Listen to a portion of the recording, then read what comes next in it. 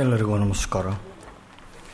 ಇವತ್ತಿನ ಈ ವಿಶೇಷ ಕಾರ್ಯಕ್ರಮ ನಮ್ಮ ಸಂಸ್ಥೆಯ ಕಾರ್ಯಕರ್ತ ಪರಿವಾರಕ್ಕೆ ಸೇರಿದವರು, ಹಿಂದೆ ಕಾರ್ಯದರ್ಶಿಗಳು ಆಗಿದ್ದವರು ಪ್ರೊಫೆಸರ್ ಎಂ ಧ್ರುವನಾರಾಯಣ ಅವರ ಕುಟುಂಬದವರು ದಿವಂಗತ ಶ್ರೀಮತಿ ಛಾಯಾ ಧ್ರುವನಾರಾಯಣ ಅವರ ಹೆಸರಿನಲ್ಲಿ ಏರ್ಪಡಿಸಿರುವ ದತ್ತಿಯ ಆಶ್ರಯದಲ್ಲಿ ಇವತ್ತಿನ ಕಾರ್ಯಕ್ರಮ ನಡೀತಾ ಇದೆ.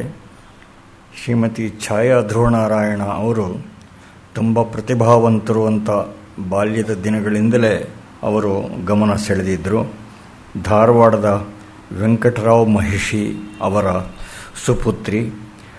ಜನತಾ ಕಾಲೇಜಿನಲ್ಲಿ ವಿದ್ಯಾಭ್ಯಾಸ ಮಾಡಿ MA ಸಂಸ್ಕೃತ್ ವರೆಗೆ ವ್ಯಾಸಂಗ ಮಾಡಿ ಪದವಿ ಪಡೆದಿದ್ದರು. ಶಾಲೆಯ ದಿನಗಳಿಂದ ನಾಟಕ, ಹಾಡುಗಾರಿಕೆ, ಗಮಕ ಇವುಗಳಲ್ಲಿ ವಿಶೇಷ ಆಸಕ್ತಿ ತಳೆದಿದ್ದರು. ಅನೇಕ ಅಂತರರಾಜ್ಯ ಸ್ಪರ್ಧೆಗಳಲ್ಲಿಯೂ ಕೂಡ ಭಾಗವಹಿಸಿ ಮಾನ್ಯತೆ ಪಡೆದಿದ್ದರು.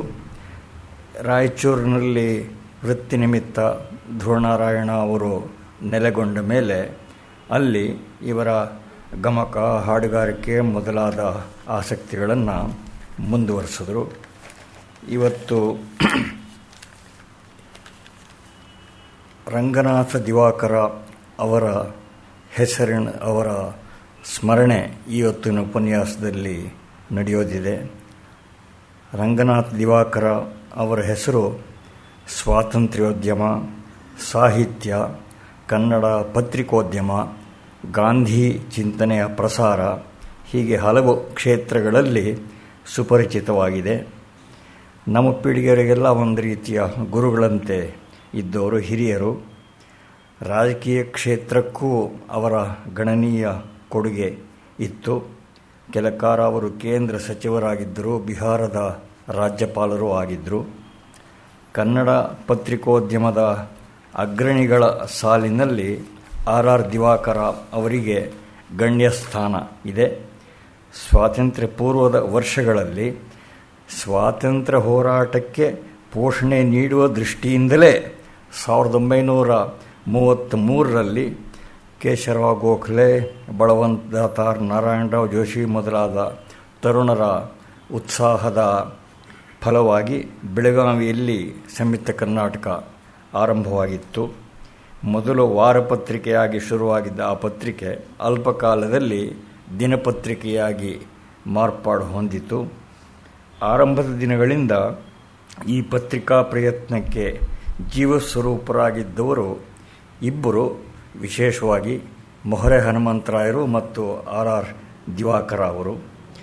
ಪತ್ರಿಕೆಗೆ ಒಂದು ವ್ಯವಸ್ಥಿತ ಸಾಂಸ್ಥಿಕ ರೂಪ ಬಂದದ್ದು ಅದರ ಪ್ರಕಟಣೆಗೋಸ್ಕರ ದಿವಾಕರರ ಮುಂದಾಳ್ತನದಲ್ಲಿ 1935ರಲ್ಲಿ ಒಂದು ಟ್ರಸ್ಟ್ ರಚಿತವಾದ ಮೇಲೆ 1930-40ರ ದಶಕಗಳಲ್ಲಿ ಸ್ವಾತಂತ್ರ್ಯ ಹೋರಾಟದ ಪ್ರಮುಖ ಮುಖವಾಣಿ ಎನಿಸಿದ್ದು ಸಂಯುಕ್ತ ಕರ್ನಾಟಕ. 1937ರಿಂದ ಹುಬ್ಬಳ್ಳಿ ಅದರ ಕೇಂದ್ರ ಆಯಿತು.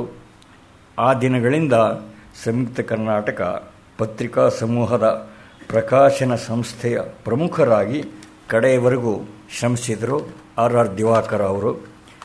ಒಂದು ದೃಷ್ಟಿಯಿಂದ ಕನ್ನಡದ ಮೊದಲ ಬಹುಪ್ರಸಾರ ದಿನಪತ್ರಿಕೆ ಮಾಸ್ ಡೈಲಿ ಅಂದರೆ ಸಂಯುಕ್ತ ಕರ್ನಾಟಕವೇ. 1942ರ ಕ್ವಿಟ್ ಇಂಡಿಯಾ ಆಂದೋಲನವೂ ಸೇರಿದಂತೆ ಆಗಿನ ಪ್ರಮುಖ ರಾಜಕೀಯ ವಿದ್ಯಮಾನಗಳನ್ನು ಅವು ಆಗ್ತಾ ಇದ್ದಂತೆಯೇ ಕರ್ನಾಟಕಕ್ಕೆಲ್ಲ ತಿಳಿಸ್ತಾ ಇದ್ದ ಪತ್ರಿಕೆ ಸಂಯುಕ್ತ ಕರ್ನಾಟಕ. 1920ರ ದಶಕದಲ್ಲಿಯೇ ದಿವಾಕರರು ಕರ್ಮವೀರ ಪತ್ರಿಕೆಯನ್ನು ಆರಂಭಿಸಿದ್ದರು. ಬ್ರಿಟಿಷ್ ಸರ್ಕಾರದ ಸರ್ವಾಧಿಕಾರಿ ಧೋರಣೆಯಿಂದ ಅದು ಆಗಾಗ ನಿಂತು ಮುಂದುವರಿಬೇಕಾಗಿತ್ತು. 1956ರಲ್ಲಿ ಕಸ್ತೂರಿ ಪತ್ರಿಕೆ ಆ ಸಮೂಹಕ್ಕೆ ಸೇರಿಕೊಳ್ತು. ಹೀಗೆ ಒಟ್ಟಿನ ಮೇಲೆ ಸತತವಾಗಿ 50 ವರ್ಷಗಳಷ್ಟು ದೀರ್ಘಕಾಲ ಒಂದು ಪತ್ರಿಕಾ ಸಮೂಹವನ್ನು ನಡೆಸಿದ ವಿರಳ ದಾಖಲೆ ದಿವಾಕರ ಅವರದು. ತಾರುಣ್ಯದಿಂದಲೇ ಉತ್ತಮ ಲೇಖಕರೆನಿಸಿದ್ದ ದಿವಾಕರರದು ಸಾಹಿತ್ಯ ಕ್ಷೇತ್ರಕ್ಕೂ ಗಣ್ಯ ಕೊಡುಗೆ ಇತ್ತು.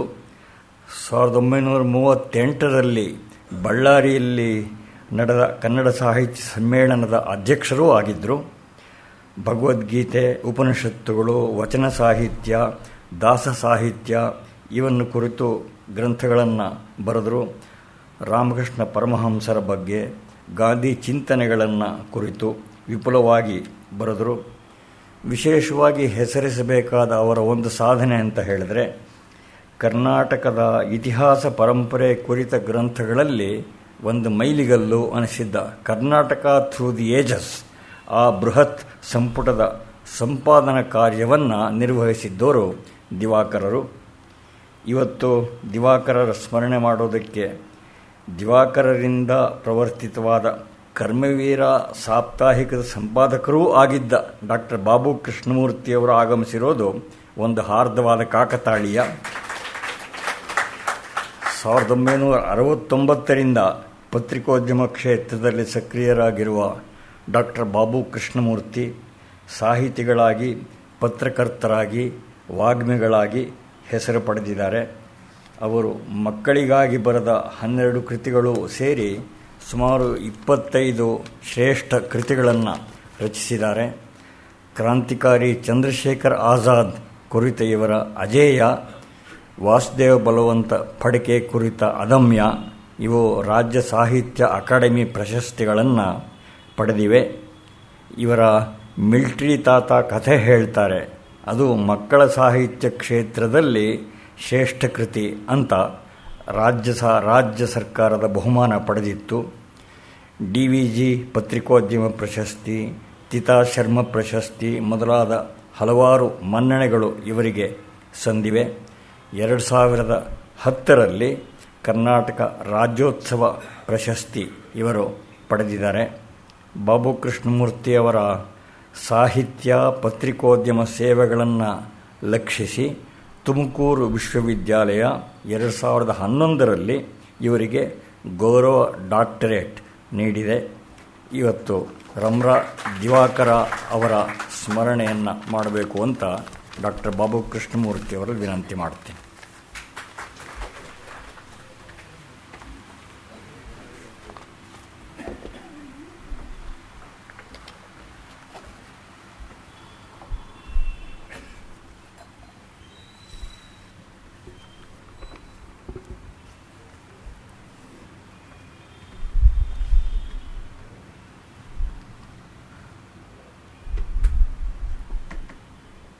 ಗೋಖಲೆ ಇನ್ಸ್ಟಿಟ್ಯೂಟಿನ ಪ್ರಧಾನ ಕಾರ್ಯದರ್ಶಿಗಳಾದ ನಾಡೋಜ SR ರಾಮಸ್ವಾಮಿಯವರೇ,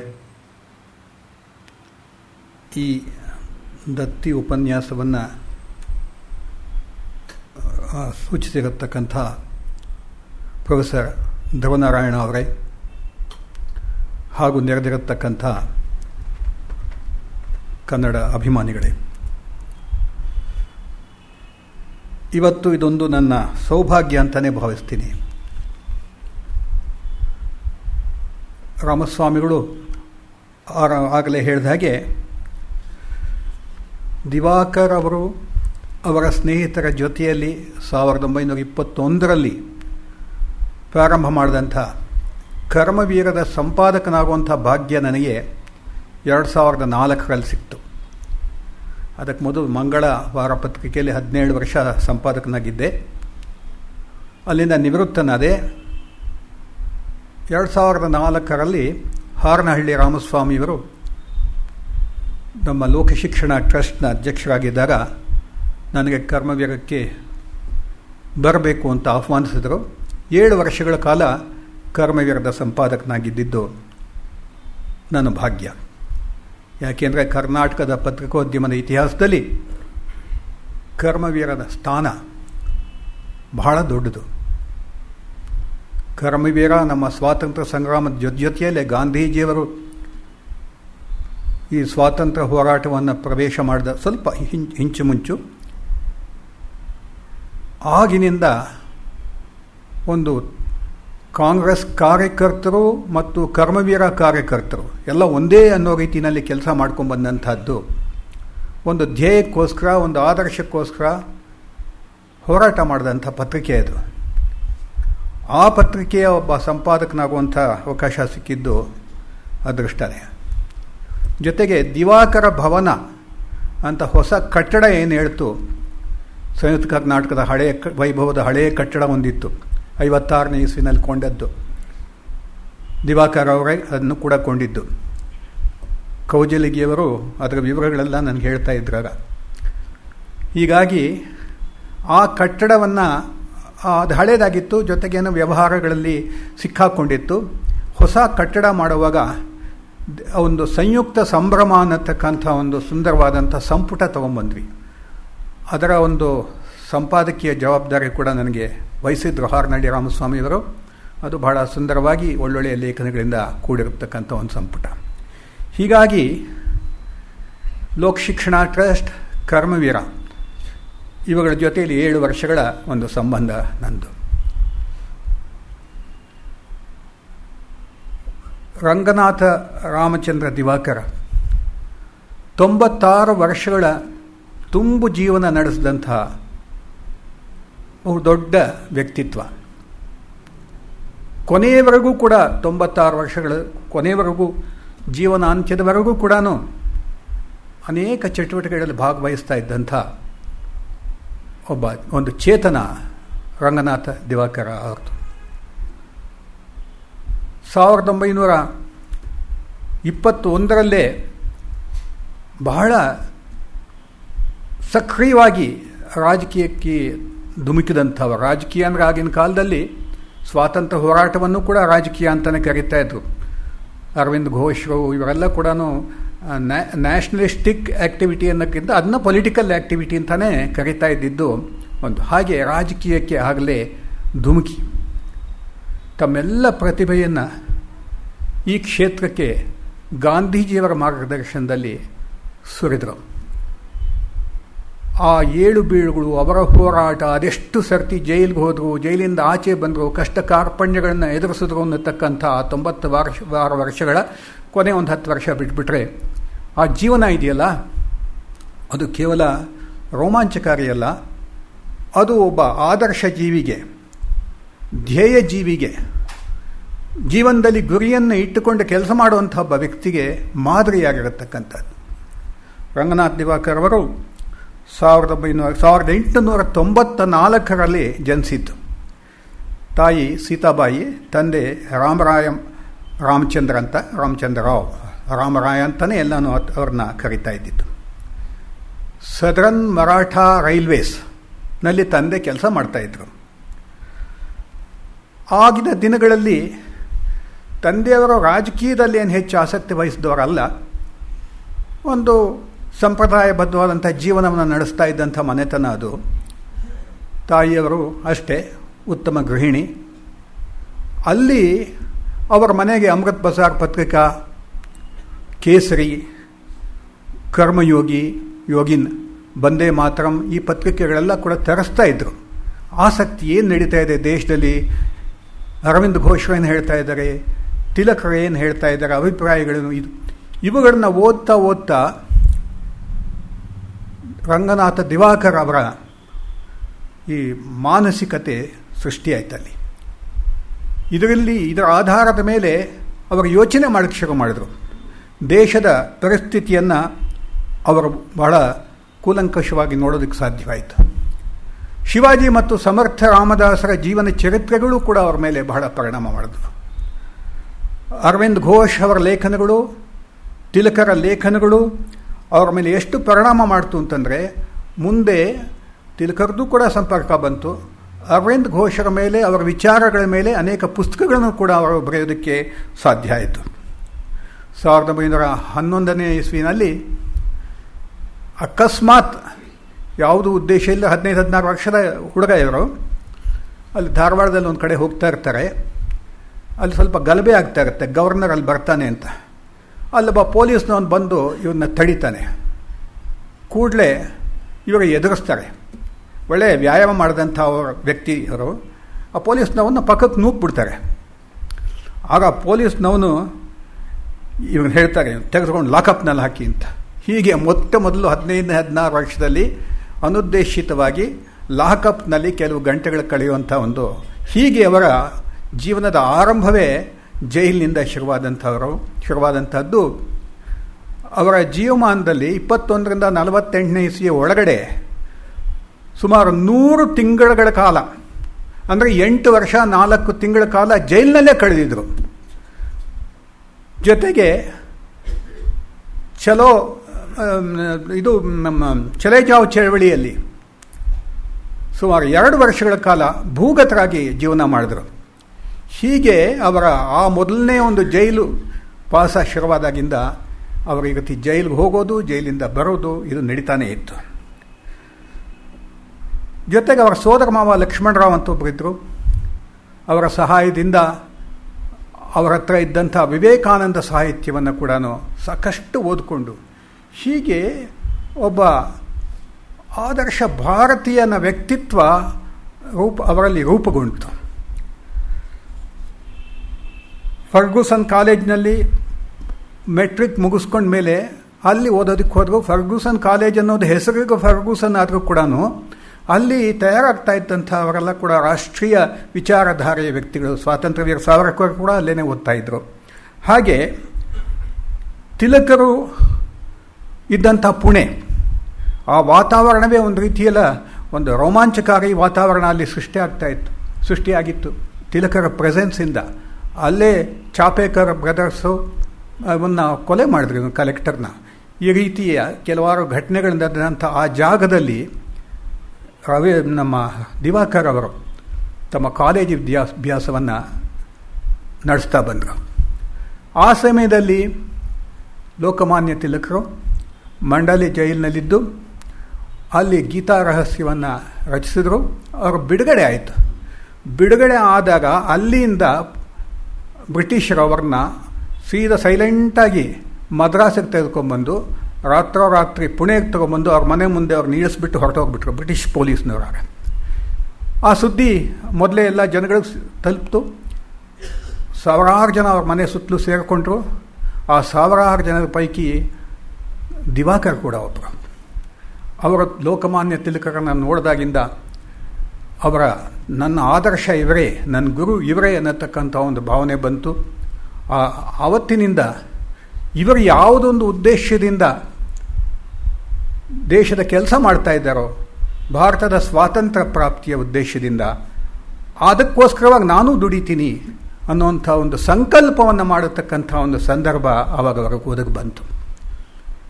ಕೊನೆಗೆ ವಾಲೆಂಟೈನ್ ಶಿರೋಲ್ ಇವ್ರನ್ನ the father of unrest in India ಅನ್ನತಕ್ಕಂಥ ಮಾತಿನಿಂದ ಲೋಕಮಾನ್ಯ ತಿಲಕರನ್ನು ಕರೆದಾಗ ಲೋಕಮಾನ್ಯ ತಿಲಕರು ವ್ಯಾಲೆಂಟೈನ್ ಶಿರೋಲ್ ಮೇಲೆ ಕೇಸ್ ಹಾಕಿದ್ರು. ಲಂಡನ್ನಲ್ಲಿ ಕೇಸ್ ನಡೀತಾ ಇತ್ತು, ಹಣ ಬೇಕಾಗಿತ್ತು. ಆವಾಗ ದಿವಾಕರ್ ಅವರು ಕರಾಚಿಗೆ ಹೋಗಿ 30,000 ರೂಪಾಯಿ ಆಗಿನ ಕಾಲದಲ್ಲಿ ಕಲೆಕ್ಟ್ ಮಾಡ್ಕೊಂಬಂದು ಅವ್ರಿಗೆ ಕೊಟ್ಟರು. ಆ ರೀತಿ ಸಂಬಂಧ ಅವರಿಗೂ ಕೂಡ ಬೆಳೆದಿತ್ತು. ನಮ್ಮ ಬೆಳಗಾವಿಯ ಗಂಗಾಧರರಾವ್ ದೇಶಪಾಂಡೆಯವರು ಲೋಕಮಾನ್ಯ ತಿಲಕರಿಗೆ ಬಹಳ ಆಪ್ತರಾಗಿದ್ದರು. ಹೀಗಾಗಿ ಕರ್ನಾಟಕಕ್ಕೂ ಲೋಕಮಾನ್ಯ ತಿಲಕರಿಗೂ ಕೂಡ ಬಹಳ ಒಳ್ಳೆಯ ಸಂಬಂಧ ಇತ್ತು. ಮುಂದೆ ಅವರೇನು ಓದಬೇಕು ಅಂತ ಪ್ರಶ್ನೆ ಬಂದಾಗ ತಿಲಕರೇ ಹೇಳ್ತಾರೆ, ನೀನು ಲಾ ಓದು ಅಂತ. ಬಾಂಬೆಗೆ ಹೋಗ್ಬಿಟ್ಟು ಲಾ ಓದ್ತಾರೆ. 1919ರಲ್ಲಿ LLB ಮುಗಿಸಿ 18ರಲ್ಲಿ MA ಮಾಡ್ತಾರೆ. 19ರಲ್ಲಿ LLB ಮುಗಿಸ್ತಾರೆ. ಸುಮಾರು 1918ರಲ್ಲಿ ವಿವಾಹ ಕೂಡ ಆಗುತ್ತೆ ಅವರಿಗೆ. ರಾಧಾಬಾಯಿ ಅನ್ನತಕ್ಕಂಥ ಶಿರಗುಪ್ಪ ಮನೆತನ ಅಂತಿರುತ್ತೆ. ಅದರ ಹೆಣ್ಣು ಮಗಳು ರಾಧಾಬಾಯಿ ಅನ್ನತಕ್ಕಂಥವ್ರ ಜೊತೆಯಲ್ಲಿ 1918ರಲ್ಲಿ ಇವರ ಮದುವೆ ಆಗುತ್ತೆ. ಹೀಗೆ ವೈಯಕ್ತಿಕ ಜೀವನ, ಖಾಸಗಿ ಜೀವನದ ಜೊತೆಯಲ್ಲೇ ರಾಷ್ಟ್ರೀಯ ಹೋರಾಟದ ಜೀವನ ಕೂಡ ಮೇಳೈಸಿಕೊಂಡು ಬರುತ್ತೆ. 1920 ಬಹಳ ಮುಖ್ಯವಾದ ಘಟ್ಟ ರಾಷ್ಟ್ರ ಜೀವನದಲ್ಲಿ, ಹಾಗೆ ರಂಗನಾಥ್ ದಿವಾಕರ್ ಅವರ ಜೀವನದಲ್ಲಿ. ಗಾಂಧೀಜಿಯವರು ಬಹಳ ಪ್ರಭಾವಿಯಾಗಿ ಬೆಳೀತಾ ಇದ್ದಂಥ ಸಂದರ್ಭ ಅದು. 1919ರಲ್ಲಿ ಜಲಿಯನ್ ವಾಲಾ ಬಾಗ್ ದುರಂತ ನಡೀತು. ಆ ಜಲಿಯನ್ ವಾಲಾ ಬಾಗ್ನಲ್ಲಿ ಒಂದು ಸಭೆ ನಡೀತಾ ಇದ್ದಾಗ ಬ್ರಿಟಿಷರ ಗುಂಡಿಗೆ ಸುಮಾರು 365 ಜನ ನಿಷ್ಪಾಪಿಗಳು, ಏನೂ ಗೊತ್ತಿಲ್ಲವಂಥ ಅಮಾಯಕರು ಸಭೆಯಲ್ಲಿ ಭಾಗವಹಿಸಿದ್ದಂಥವ್ರು, ಅವರ ಕಗ್ಗೊಲೆ ನಡೀತು, ಮಾರಣ ಹೋಮ ನಡೀತು. ಅಂತಹ ಘೋರ ದುರಂತ ಅಲ್ಲಿವರೆಗೂ ನಡೆದಿರಲಿಲ್ಲ. 4 ಗೋಡೆಗಳ ಮಧ್ಯೆ ಇದ್ದಂಥ ಒಂದು ಮೈದಾನದಲ್ಲಿ ನಡೀತಾ ಇದ್ದಿದ್ದು. ಅದು it was a turning point. ಗಾಂಧೀಜಿಯವರಿಗೂ ಕೂಡ ಬಹಳ ಸ್ಫೂರ್ತಿ ಕೊಟ್ಟಂಥದ್ದು, ಮುಂದೆ ನುಗ್ಗಬೇಕು ಅನ್ನೋದಕ್ಕೆ. ಹೀಗಾಗಿ ಅಸಹಕಾರ ಚಳವಳಿ ಶುರು ಮಾಡಿದರು. ಸರ್ಕಾರದ ಜೊತೆಯಲ್ಲಿ ಅಸಹಕಾರ ಅಂದರೆ ಶಾಲೆಗಳಿಗೆ ಹೋಗಬಾರ್ದು, ಕಾಲೇಜುಗಳಿಗೆ ಹೋಗಬಾರ್ದು, ಅಥವಾ ಕೋರ್ಟ್ಗಳಿಗೆ ಹೋಗಬಾರ್ದು. ಈ ರೀತಿ ಗಾಂಧೀಜಿಯವರ ಕರೆ ಕೊಟ್ಟಿದ್ದಕ್ಕೆ ದೇಶದಲ್ಲಿ ಬಹಳ ಒಳ್ಳೆಯ ಪ್ರತಿಕ್ರಿಯೆ ಸಿಕ್ತು. ಅಸಹಕಾರ ಚಳವಳಿ ಶುರುವಾಯಿತು. ನಾವು ಇದನ್ನು ನೋಡಿದಾಗ ಒಂದು ಹಿನ್ನೆಲೆಯನ್ನು ಜ್ಞಾಪಿಸ್ಕೋಬೇಕು. ಆಗ ಪೂರ್ತಿ ನಮ್ಮ ದೇಶ ಪಾದಾಕ್ರಾಂತವಾಗಿದ್ದಂಥ ಸ್ಥಿತಿಯಲ್ಲಿತ್ತು. ಬ್ರಿಟಿಷರು ನೋಡಿದ್ರೆ ಸಾಮಾನ್ಯ ಜನ ಹೆದರ್ತಾ ಇರುವಂಥ ಸ್ಥಿತಿ, ಒಂಥರ ಸುಪ್ತಾವಸ್ಥೆ, ಜನಜಾಗೃತಿ ಅನ್ನೋದು ಇರಲಿಲ್ಲ. ಆ ಸಮಯದಲ್ಲಿ ಅವ್ರನ್ನ ಎಬ್ಸೋಂಥದ್ದು ಬಹಳ ಚಾಲೆಂಜಿಂಗ್ ಟಾಸ್ಕ್. ಅದನ್ನು ಲೋಕಮಾನ್ಯ ತಿಲಕರು ಬಹಳ ಚೆನ್ನಾಗಿ ಹೇಳಿದ್ರು. ಸ್ವರಾಜ್ಯ ನನ್ನ ಜನ್ಮಸಿದ್ಧ ಹಕ್ಕು, ಅದನ್ನು ಪಡಿತೀನಿ. ಈ ಒಂದು ಸಿಂಹ ಗರ್ಜನೆ ಏನು ಬಂತವಾಗ ಅದು ಜನಗಳಲ್ಲಿ ಒಂದು ರೀತಿಯಲ್ಲಿ ರೋಮಾಂಚನ ಉಂಟು ಮಾಡಿತು. ನಾವುಗಳೆಲ್ಲ ಕೂಡ ಎದ್ದು ನಿಲ್ಲಬೇಕು ಅನ್ನತಕ್ಕಂಥ ಒಂದು ಪೌರುಷ ಅವರಲ್ಲಿ ಉಂಟು ಮಾಡಿದ್ದು ಲೋಕಮಾನ್ಯ ತಿಲಕರ ಆ ಮಾತುಗಳು. ಹೀಗೆ ಲೋಕಮಾನ್ಯ ತಿಲಕರು ಸಿದ್ಧಪಡಿಸಿದಂತಹ ಭೂಮಿಕೆಯ ಮೇಲೆ ಮಹಾತ್ಮ ಗಾಂಧೀಜಿಯವರು ಬಂದ ಮೇಲೆ ಅದಕ್ಕೆ ಇನ್ನೊಂದು ಸಾರ್ವತ್ರಿಕವಾದಂಥ ರೂಪವನ್ನು ಮಹಾತ್ಮ ಗಾಂಧೀಜಿಯವರು ಕೊಟ್ಟರು. ಅವರ ಮೊದಲನೇ ಒಂದು ದೊಡ್ಡ ಕಾರ್ಯಕ್ರಮವೇ ಅಸಹಕಾರ ಚಳವಳಿ. ಅದು ಹಳ್ಳಿಗಳಿಗೂ ಹೋಗಿ ಮುಟ್ಟಬೇಕು ಅನ್ನೋ ರೀತಿಯಲ್ಲಿ ಅವರ ಪ್ರಯತ್ನ ಇತ್ತು. ಅವರು ಹೇಳಿದರು, ಈ ವಿಧಾಯಕ ಕಾರ್ಯಕ್ರಮದ ಮೂಲಕ ಅಸಹಕಾರ ಚಳವಳಿಯಲ್ಲಿ ಎಲ್ಲ ಭಾಗವಹಿಸಿದ್ರೆ 1 ವರ್ಷದಲ್ಲಿ ನಮಗೆ ಸ್ವಾತಂತ್ರ್ಯವನ್ನು ಗಳಿಸ್ಕೊಡ್ತೀನಿ ಅಂತ.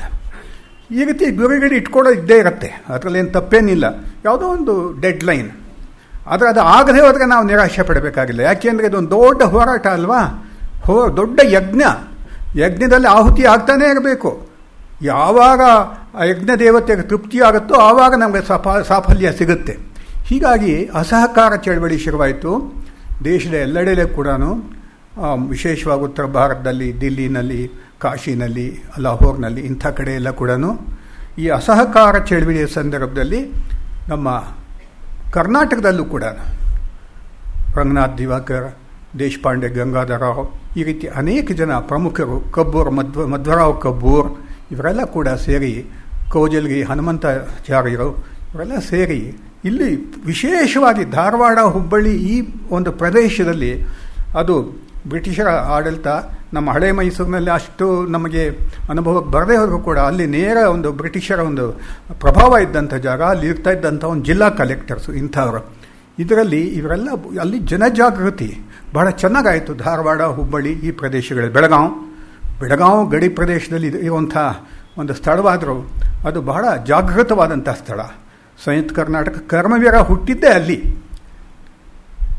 ಹೀಗಾಗಿ ದಿವಾಕರ್ ಅವರನ್ನ ಕರ್ಮವೀರ ದಿವಾಕರ ಅಂತಲೇ ಕರೆಯುವಂಥ ಒಂದು ಪದ್ಧತಿ ಕೂಡ ಬೆಳ್ಕೊಂಬಂದಿತ್ತು ಆವಾಗಿನ ದಿವಸಗಳಲ್ಲಿ. ಹೀಗೆ ಅಸಹಕಾರ ಚಳವಳಿಯಲ್ಲಿ ಭಾಗವಹಿಸಿದಂಥ ಆಗ ರಾಷ್ಟ್ರೀಯ ಶಾಲೆಯ ಶಿಕ್ಷಕರಾಗಿದ್ದರು ಅವರು ಧಾರವಾಡದಲ್ಲಿ.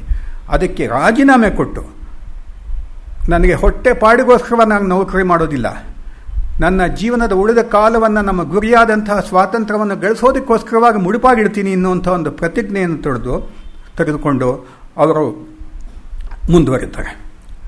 ಅದೇ ಸಂದರ್ಭದಲ್ಲಿ ಇವರ ಮನಸ್ಸಿನಲ್ಲಿ ಒಂದು ಪತ್ರಿಕೆ ಮಾಡಬೇಕು. ರಾಮರಾವ್ ಹುಕ್ಕೇರಿಕರ್ ಅಂತ ಇವರ ಸ್ನೇಹಿತರು, ಅವರು ಸ್ವಾತಂತ್ರ್ಯ ಹೋರಾಟಗಾರರು. ಇದನ್ನು ನಾವು ಇಲ್ಲೊಂದು ನೋಡ್ತೀವಿ. ರಾಮರಾವ್ ಹುಕ್ಕೇರಿಕರ್ ಇರ್ಬೋದು, ಅಥವಾ ಬಲವಂತರಾವ್ ದಾತಾರ್ ಇರ್ಬೋದು, ಬೆಳವಿ ದತ್ತಾರಾಯ ಇರ್ಬೋದು, ಕಬ್ಬೂರ್ ಮಧ್ವರಾವ್ ಇರ್ಬೋದು, ಇವರೆಲ್ಲ ಕೂಡ ಇಲ್ಲಿ ಸ್ವಾರ್ಥದ ಒಂದು ಕಿಂಚಿತ್ತು ಸ್ಪರ್ಶವೂ ಇಲ್ಲ. ಗುರಿ ಅಂದರೆ ಮಹಾತ್ಮ ಗಾಂಧೀಜಿಯವರು ಕರೆ ಕೊಟ್ಟಿದ್ದಾರೆ, ಲೋಕಮಾನ್ಯ ತಿಲಕರು ಕರೆ ಕೊಟ್ಟಿದ್ದಾರೆ, ಒಂದಲ್ಲ ಒಂದು ದಿವಸ ಭಾರತವನ್ನು ಬ್ರಿಟಿಷರಿಂದ ಬಿಡುಗಡೆ ಮಾಡಬೇಕು ಅನ್ನುವಂಥ ಕರೆ. ಅದಕ್ಕೋಸ್ಕರ ನಮ್ಮ ಸಮಯವನ್ನು ಮುಡುಪು, ಅದಕ್ಕೋಸ್ಕರ ಬಡತನವನ್ನು ಸ್ವೀಕಾರ ಮಾಡಬೇಕು, ಹೊಟ್ಟೆಪಾಡಿಗೆ ದುಡಿಯುವಂಥದ್ದಕ್ಕೆ ನಾವು ಸಿದ್ಧ ಇಲ್ಲ. ಈ ರೀತಿ ನಿರ್ಧಾರ ಮಾಡಿಕೊಂಡು ಅವರವರ ಜೀವನವನ್ನು ಕೂಡ ಸ್ವಂತ ಜೀವನವನ್ನು ನಡೆಸ್ಕೊಂಡು ಆ ಒಂದು ಸ್ವಾತಂತ್ರ್ಯ ಹೋರಾಟದಲ್ಲೂ ಕೂಡ ಸಮಗ್ರವಾಗಿ ಧುಮುಕದಂಥ ಜನ ಇವರೆಲ್ಲ ಕೂಡ. ಈಗ ರಾಮರಾವ್ ಹುಕ್ಕೇರಿಕರ್ ಮತ್ತು ದಿವಾಕರ್ ಒಂದು ಯೋಚನೆ ಮಾಡ್ತಾರೆ, ಒಂದು ಪತ್ರಿಕೆಯನ್ನು ನಾವು ಸ್ಥಾಪನೆ ಮಾಡಬೇಕು. ಯಾವ ಉದ್ದೇಶ? ಆವಾಗಿದ್ದಂಥ ಕೆಲವು ಸಣ್ಣ ಪುಟ್ಟ ಪತ್ರಿಕೆಗಳಿದ್ವು, ಬೆಳಗಾವಿಯಿಂದ ಬರ್ತಾ ಇದ್ವು. ಆದರೆ ಅದರಲ್ಲಿ ಒಂದು ಪೌರುಷ ಇರಲಿಲ್ಲ, ಅದರಲ್ಲಿ ಒಂದು ತೇಜಸ್ ಇರಲಿಲ್ಲ. ಬ್ರಿಟಿಷರನ್ನ ಟೀಕೆ ಮಾಡ್ತಾ ಇದ್ರು ಕೂಡ ಸತ್ವಹೀನವಾದಂಥ ಟೀಕೆಗಳವು. ನಮ್ಮದೊಂದು ಗಂಡು ಪತ್ರಿಕೆ ಬೇಕು. ಅದಕ್ಕೆ ಕರ್ಮವೀರ ಅಂತ ಹೆಸರಿಟ್ಟಿದ್ದು ಕೇಳಿ ಆಲೂರು ವೆಂಕಟರಾಯರು, ಕನ್ನಡ ಕುಲ ಪುರೋಹಿತ ಅಂತ ಕರೆಸ್ಕೊಂಡಂಥವ್ರು ಆಲೂರು ವೆಂಕಟರಾಯರು ಸಂತೋಷ ಪಟ್ಬಿಟ್ರಂತೆ, ಬಹಳ ಒಳ್ಳೆಯ ಹೆಸರು ಇದು ಅಂತ. ಕರ್ಮವೀರ ಅನ್ನತಕ್ಕಂಥ ಒಂದು ಹೆಸರನ್ನಿಟ್ಟು ಪತ್ರಿಕೆಯನ್ನು ಶುರು ಮಾಡಿದ್ರು. ಹಣದಂತೂ ತಾಪತ್ರಯ ಇದ್ದೇ ಇರುತ್ತೆ. ಇಂಥ ಪತ್ರಿಕೆಗಳು ಶುರುವಾದಾಗ ಆವಾಗ ಅಲ್ಲಿ ಇಲ್ಲಿ 500 ರೂಪಾಯಿ 1000 ರೂಪಾಯಿ ಸಂಗ್ರಹ ಮಾಡಿ ಶುರು ಮಾಡಿಕೊಂಡ್ರು. ಶುರು ಮಾಡಿಕೊಂಡ 1921 ಫೆಬ್ರವರಿ 15 ರಥಸಪ್ತಮಿ ದಿವಸ ಅದನ್ನ ಶುರು ಮಾಡಿದವರಲ್ಲಿ ಒಬ್ಬರು ದಿವಾಕರ, ಅಂದರೆ ಸೂರ್ಯ. ರಥಸಪ್ತಮಿ ಸಂದರ್ಭ, ಆವತ್ತು ಮೊದಲನೇ ಸಂಚಿಕೆ ಕರ್ಮವೀರ ಆಚೆಗೆ ಬಂತು. ಇದಾದ ಒಂದು ಸ್ವಾತಂತ್ರ್ಯ ಹೋರಾಟದ ಅಸ್ತ್ರವಾಗಿ ಅದು ತನ್ನ ಪಾತ್ರವನ್ನು ವಹಿಸಿತು. ಆ ಒಂದೊಂದು ಲೇಖನವೂ ಕೂಡ ಅದರಲ್ಲಿ ಒಂದು ರೀತಿಯಲ್ಲಿ ಜನಗಳನ್ನು ಬಡಿದೆಬ್ಬಿಸುವಂಥ ಒಂದು ಶೈಲಿ ವಿಚಾರಗಳಿಂದ ತುಂಬಿಕೊಂಡಿತ್ತು. ಚಳುವಳಿಯ ಕಾವು ಏರ್ತಾ ಇದ್ದಂಥ ಸಮಯ. ಆ ಸಮಯದಲ್ಲಿ ಒಂದು 3-4 ತಿಂಗಳಾಗಿತ್ತು ಕರ್ಮವೀರ ಶುರು ಮಾಡಿಕೊಂಡು. ಆದರೆ ಆ ಜನಪ್ರಿಯತೆ ತಕ್ಷಣ ಗಳಿಸ್ಬಿಡ್ತು. ಅದರಲ್ಲಿ ಬರ್ತಾ ಇದ್ದಂಥ ಈ ವಿಚಾರಗಳು ಆಗಿನ ಜನಕ್ಕೆ ಹೊಸದಾಗಿ ಕಂಡು ಬಂದವು. ಅದಕ್ಕೋಸ್ಕರ ಜನ ಅದನ್ನು ಪ್ರೀತಿಯಿಂದ ಸ್ವಾಗತಿಸಿದರು. ಆಗ ಈ ಅಸಹಕಾರ ಚಳುವಳಿಯ ಜೊತೆಯಲ್ಲೇ ಖಿಲಾಫತ್ ಮೂಮೆಂಟ್ ಕೂಡ ಶುರುವಾಯಿತು. ಗಾಂಧೀಜಿಯವರು ಮುಸಲ್ಮಾನರನ್ನು ಕೂಡ ಇದರಲ್ಲಿ ನಮ್ಮ ಹೋರಾಟದಲ್ಲಿ ಸೇರಿಸ್ಕೋಬೇಕು ಅನ್ನೋಂಥ ಒಂದು ದೃಷ್ಟಿಯಿಂದ ಖಿಲಾಫತ್ ಮೂಮೆಂಟ್ ಶುರು ಮಾಡೋದು. ಖಿಲಾಫತ್ ಅದನ್ನ ಜೊತೆಯಲ್ಲಿ ಸೇರಿಸ್ಕೊಂಡ್ರು. ಕೆಲವರ ದೃಷ್ಟಿಯಲ್ಲಿ ಖಿಲಾಫತ್ ಮೂಮೆಂಟ್ನ ಗಾಂಧೀಜಿಯವರ ಜೊತೆಯಲ್ಲಿ ತೊಗೊಂಡಿದ್ದು ತಪ್ಪು ಅನ್ನುವಂಥದ್ದಿದೆ. ಕೆಲವರ ದೃಷ್ಟಿಯಲ್ಲಿ ಸರಿ ಅನ್ನುವಂಥ ಇದೆ, ಕಾಂಗ್ರೆಸ್ನವರ ದೃಷ್ಟಿಯಲ್ಲಿ ಸರಿ ಅನ್ನೋ ಹಾಗಿದೆ. ಆದರೆ ಯಾವುದೇ ಆದರೂ ಇದೊಂದು ಐತಿಹಾಸಿಕವಾದಂಥ ಘಟನೆ. ಈ ಒಂದು ಧಾರವಾಡ ಪ್ರದೇಶದಲ್ಲಿ ಬಹಳಷ್ಟು ಮುಸ್ಲಿಮರು ಇದರಲ್ಲಿ ಭಾಗವಹಿಸಕ್ಕೆ ಶುರು ಮಾಡಿದರು. ಮತ್ತು ದಿವಾಕರ್, ಹುಕ್ಕೇರಿಕ ರಾಮರಾವ್ ಇವರೆಲ್ಲ ಕೂಡ ಅವ್ರ ಜೊತೆಯಲ್ಲಿ ಒಳ್ಳೆ ಅನುಸಂಧಾನ ಇಟ್ಕೊಂಡು ಅವ್ರ ಜೊತೆಲಿ ಮಾತನಾಡಿಕೊಂಡು ಅವ್ರನ್ನೆಲ್ಲ ಇನ್ವಾಲ್ವ್ ಮಾಡಿಕೊಂಡ್ರು ಅಸಹಕಾರ ಚಳವಳಿನೇ. ಆಗ ಈ ಒಂದು ವಿಧಾಯಕ ಕಾರ್ಯಕ್ರಮಗಳಲ್ಲಿ ಈ ಹೆಂಡದ ಅಂಗಡಿಗಳ ಮುಂದೆ ಪಿಕೆಟಿಂಗ್ ಮಾಡುವಂಥದ್ದು ಒಂದಿತ್ತು. ಅಲ್ಲಿ ಜನ ಹೋಗಬೇಕು, ನಿಂತ್ಕೊಳ್ಳೋದು. ಅಂದರೆ ಈ ಸ್ವಾತಂತ್ರ್ಯ ಹೋರಾಟಗಾರರು, ಕಾರ್ಯಕರ್ತರು, ಕರ್ಮವೀರ ಕಾರ್ಯಕರ್ತರಿಗೂ ಆಗಲೇ ಹೇಳಿದಾಗೆ ಕಾಂಗ್ರೆಸ್ ಕಾರ್ಯಕರ್ತರಿಗೂ ವ್ಯತ್ಯಾಸವೇ ಇರಲಿಲ್ಲ. ಇಲ್ಲಿ ಕರ್ಮವೀರನ ಹೊರಡಿಸ್ತಾ ಇದ್ರು, ಅಲ್ಲಿ ಹೋಗಿ ಕಾಂಗ್ರೆಸ್ ಸಭೆಗಳಲ್ಲಿ ಭಾಗವಹಿಸ್ತಾ ಇದ್ರು, ಮೆರವಣಿಗೆಯಲ್ಲಿ ಭಾಗವಹಿಸ್ತಾ ಇದ್ರು, ಪಿಕೆಟಿಂಗ್ ನಡೆಸ್ತಾ ಇದ್ರು. ಹೆಂಡದ ಅಂಗಡಿಗಳ ಮುಂದೆ ಪಿಕೆಟಿಂಗ್ ನಡೆಸೋದು ಅಂದರೆ ಹೆಂಡ ಕುಡಿಯೋಕ್ಕೆ ಬಂದವಂಥವ್ರನ್ನ ಹೆಂಡ ಕುಡಿಬೇಡಿ ಅಂತ ಹೇಳೋದು, ತಡೆಯೋದು. ಹೀಗೆ ನಡೆಸ್ತಾ ಇದ್ದಾಗ ಇದ್ದಕ್ಕಿದ್ದಾಗ ವಿನಾಕಾರಣ ಬಂದಂಥ ಒಂದು ಪೊಲೀಸ್ ತುಕಡಿ ಅಲ್ಲಿದ್ದಂಥ ಜನಗಳ ಮೇಲೆ ಇದ್ದಕ್ಕಿದ್ದಂಗೆ ಯಾವ ಮುನ್ಸೂಚನೆ ಇಲ್ಲದೆ ಗುಂಡು ಹಾರಿಸ್ಬಿಡ್ತು. ಅದರಲ್ಲಿ 2 ಕೆಳಕ್ಕೆ ಉರುಳಿದ್ರು, ಸತ್ತು ಬಿದ್ದರು. ಇದೊಂದು ದೊಡ್ಡ ಗಲಾಟೆನೇ ಆಗೋಯ್ತು. ಈ ಗುಂಡಿನ ಒಂದು ದಾಳಿಗೆ 2 ಬಲಿಯಾಯಿತು. 2 ಕೂಡ ಮುಸ್ಲಿಮರು, ಅವರಿಬ್ಬರು ಕೂಡ. ಇದನ್ನು ಕರ್ಮವೀರ ಹೆಡ್ಲೈನ್ಸ್ನಲ್ಲಿ ಬಹಳ ವಿವರಗಳೊಂದಿಗೆ ಪ್ರಕಟ ಮಾಡ್ತು. ಇದು ಪ್ರಕಟ ಆದ ಕೂಡಲೇ ಅಲ್ಲಿ ಕಲೆಕ್ಟರ್ ಒಬ್ಬ ಇದ್ದ, ಪೇಂಟರ್ ಅಂತ, ಅವನಿಗೆ ಸಿಕ್ಕಾಪಟ್ಟೆ ಕೋಪ ಬಂತು. ಕಾರಣ ಅಂತಂದರೆ ಇಲ್ಲಿ ಯಾವುದೋ ನಮ್ಮನ್ನು ವಿರೋಧಿಸುವಂಥ ಒಂದು ಶಕ್ತಿ ಬೆಳೀತಾ ಇದೆ. ಅಂದರೆ ಒಂದು ಸಣ್ಣ ಪತ್ರಿಕೆಗಳಿಗೂ ಕೂಡ ಅಂಥ ಒಂದು ಮಹಾಶಕ್ತಿ ಇತ್ತು. ಇದನ್ನು ಈಗಲೇ ನಾನು ಅಣಗಿಸದೆ ಹೋದರೆ ಇದೊಂದು ಮುಂದೆ ಒಂದು ದೊಡ್ಡ ನನ್ನ ವಿರುದ್ಧವಾದಂಥ ದೊಡ್ಡ ಅಸ್ತ್ರವಾಗಬಹುದು ಅನ್ನುವಂಥ ದೃಷ್ಟಿ ಬಂತು. ಕೂಡಲೇ ರಂಗನಾಥ್ ದಿವಾಕರ್ ಅವ್ರನ್ನ ಮತ್ತು ಹುಕ್ಕೇರಿಕ ರಾಮರಾವ್ ಇವರಿಬ್ಬರನ್ನೂ ಕೂಡ ಅವನ ಆಫೀಸ್ ಇದಕ್ಕೆ ಕರೆಸ್ದ. ಯಾರು? ಪೇಂಟರ್ ತನ್ನ ಕಚೇರಿಗೆ ಕರೆಸ್ದ. ಕರೆಸ್ಬಿಟ್ಟು ನಿನ್ನೆ ಇದೆಲ್ಲ ವರದಿ ಕೊಟ್ಟಿದ್ದೀರಿ ನೀವು ಕರ್ಮವೀರದಲ್ಲಿ, ಇದು ಸರಿಯಲ್ಲ, ಇದರಲ್ಲಿ ಬರ್ತಾ ಇರತ್ತಂಥ ಲೇಖನಗಳು ಸರಿಯಾಗಿಲ್ಲ, ಜನಗಳನ್ನು ಪ್ರಚೋದಿಸ್ತಾ ಇದ್ದೀರಿ, ನಾವು ನಿಮ್ಮ ಮೇಲೆ ಒಂದು ಕಾನೂನಿನ ಪ್ರಕಾರ ಶಿಸ್ತು ಕ್ರಮ ಜರುಗಿಸಬೇಕು, ನಿಮ್ಮನ್ನು ಬಂಧಿಸಬೇಕಾಗತ್ತೆ, ಈ ರೀತಿಯಾಗಿ ಹೇಳ್ದ. ಅದಕ್ಕೆ ಹೇಳಿದ್ರು ಇವರು, ಓಕೆ ವೆಲ್ಕಮ್.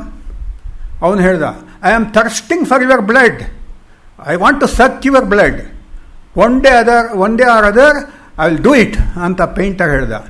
ಅಲ್ಲಿದ್ದಂಥ ರಾಮರಾಯರು ಮತ್ತು ನಮ್ಮ ರಂಗನಾಥ್ ದಿವಾಕರ್ ಅವರು ಎದ್ದು ನಿಂತ್ಕೊಂಡು ಥ್ಯಾಂಕ್ ಯು ಅಂತ ಹೇಳಿಬಿಟ್ಟು ಬಂದರು.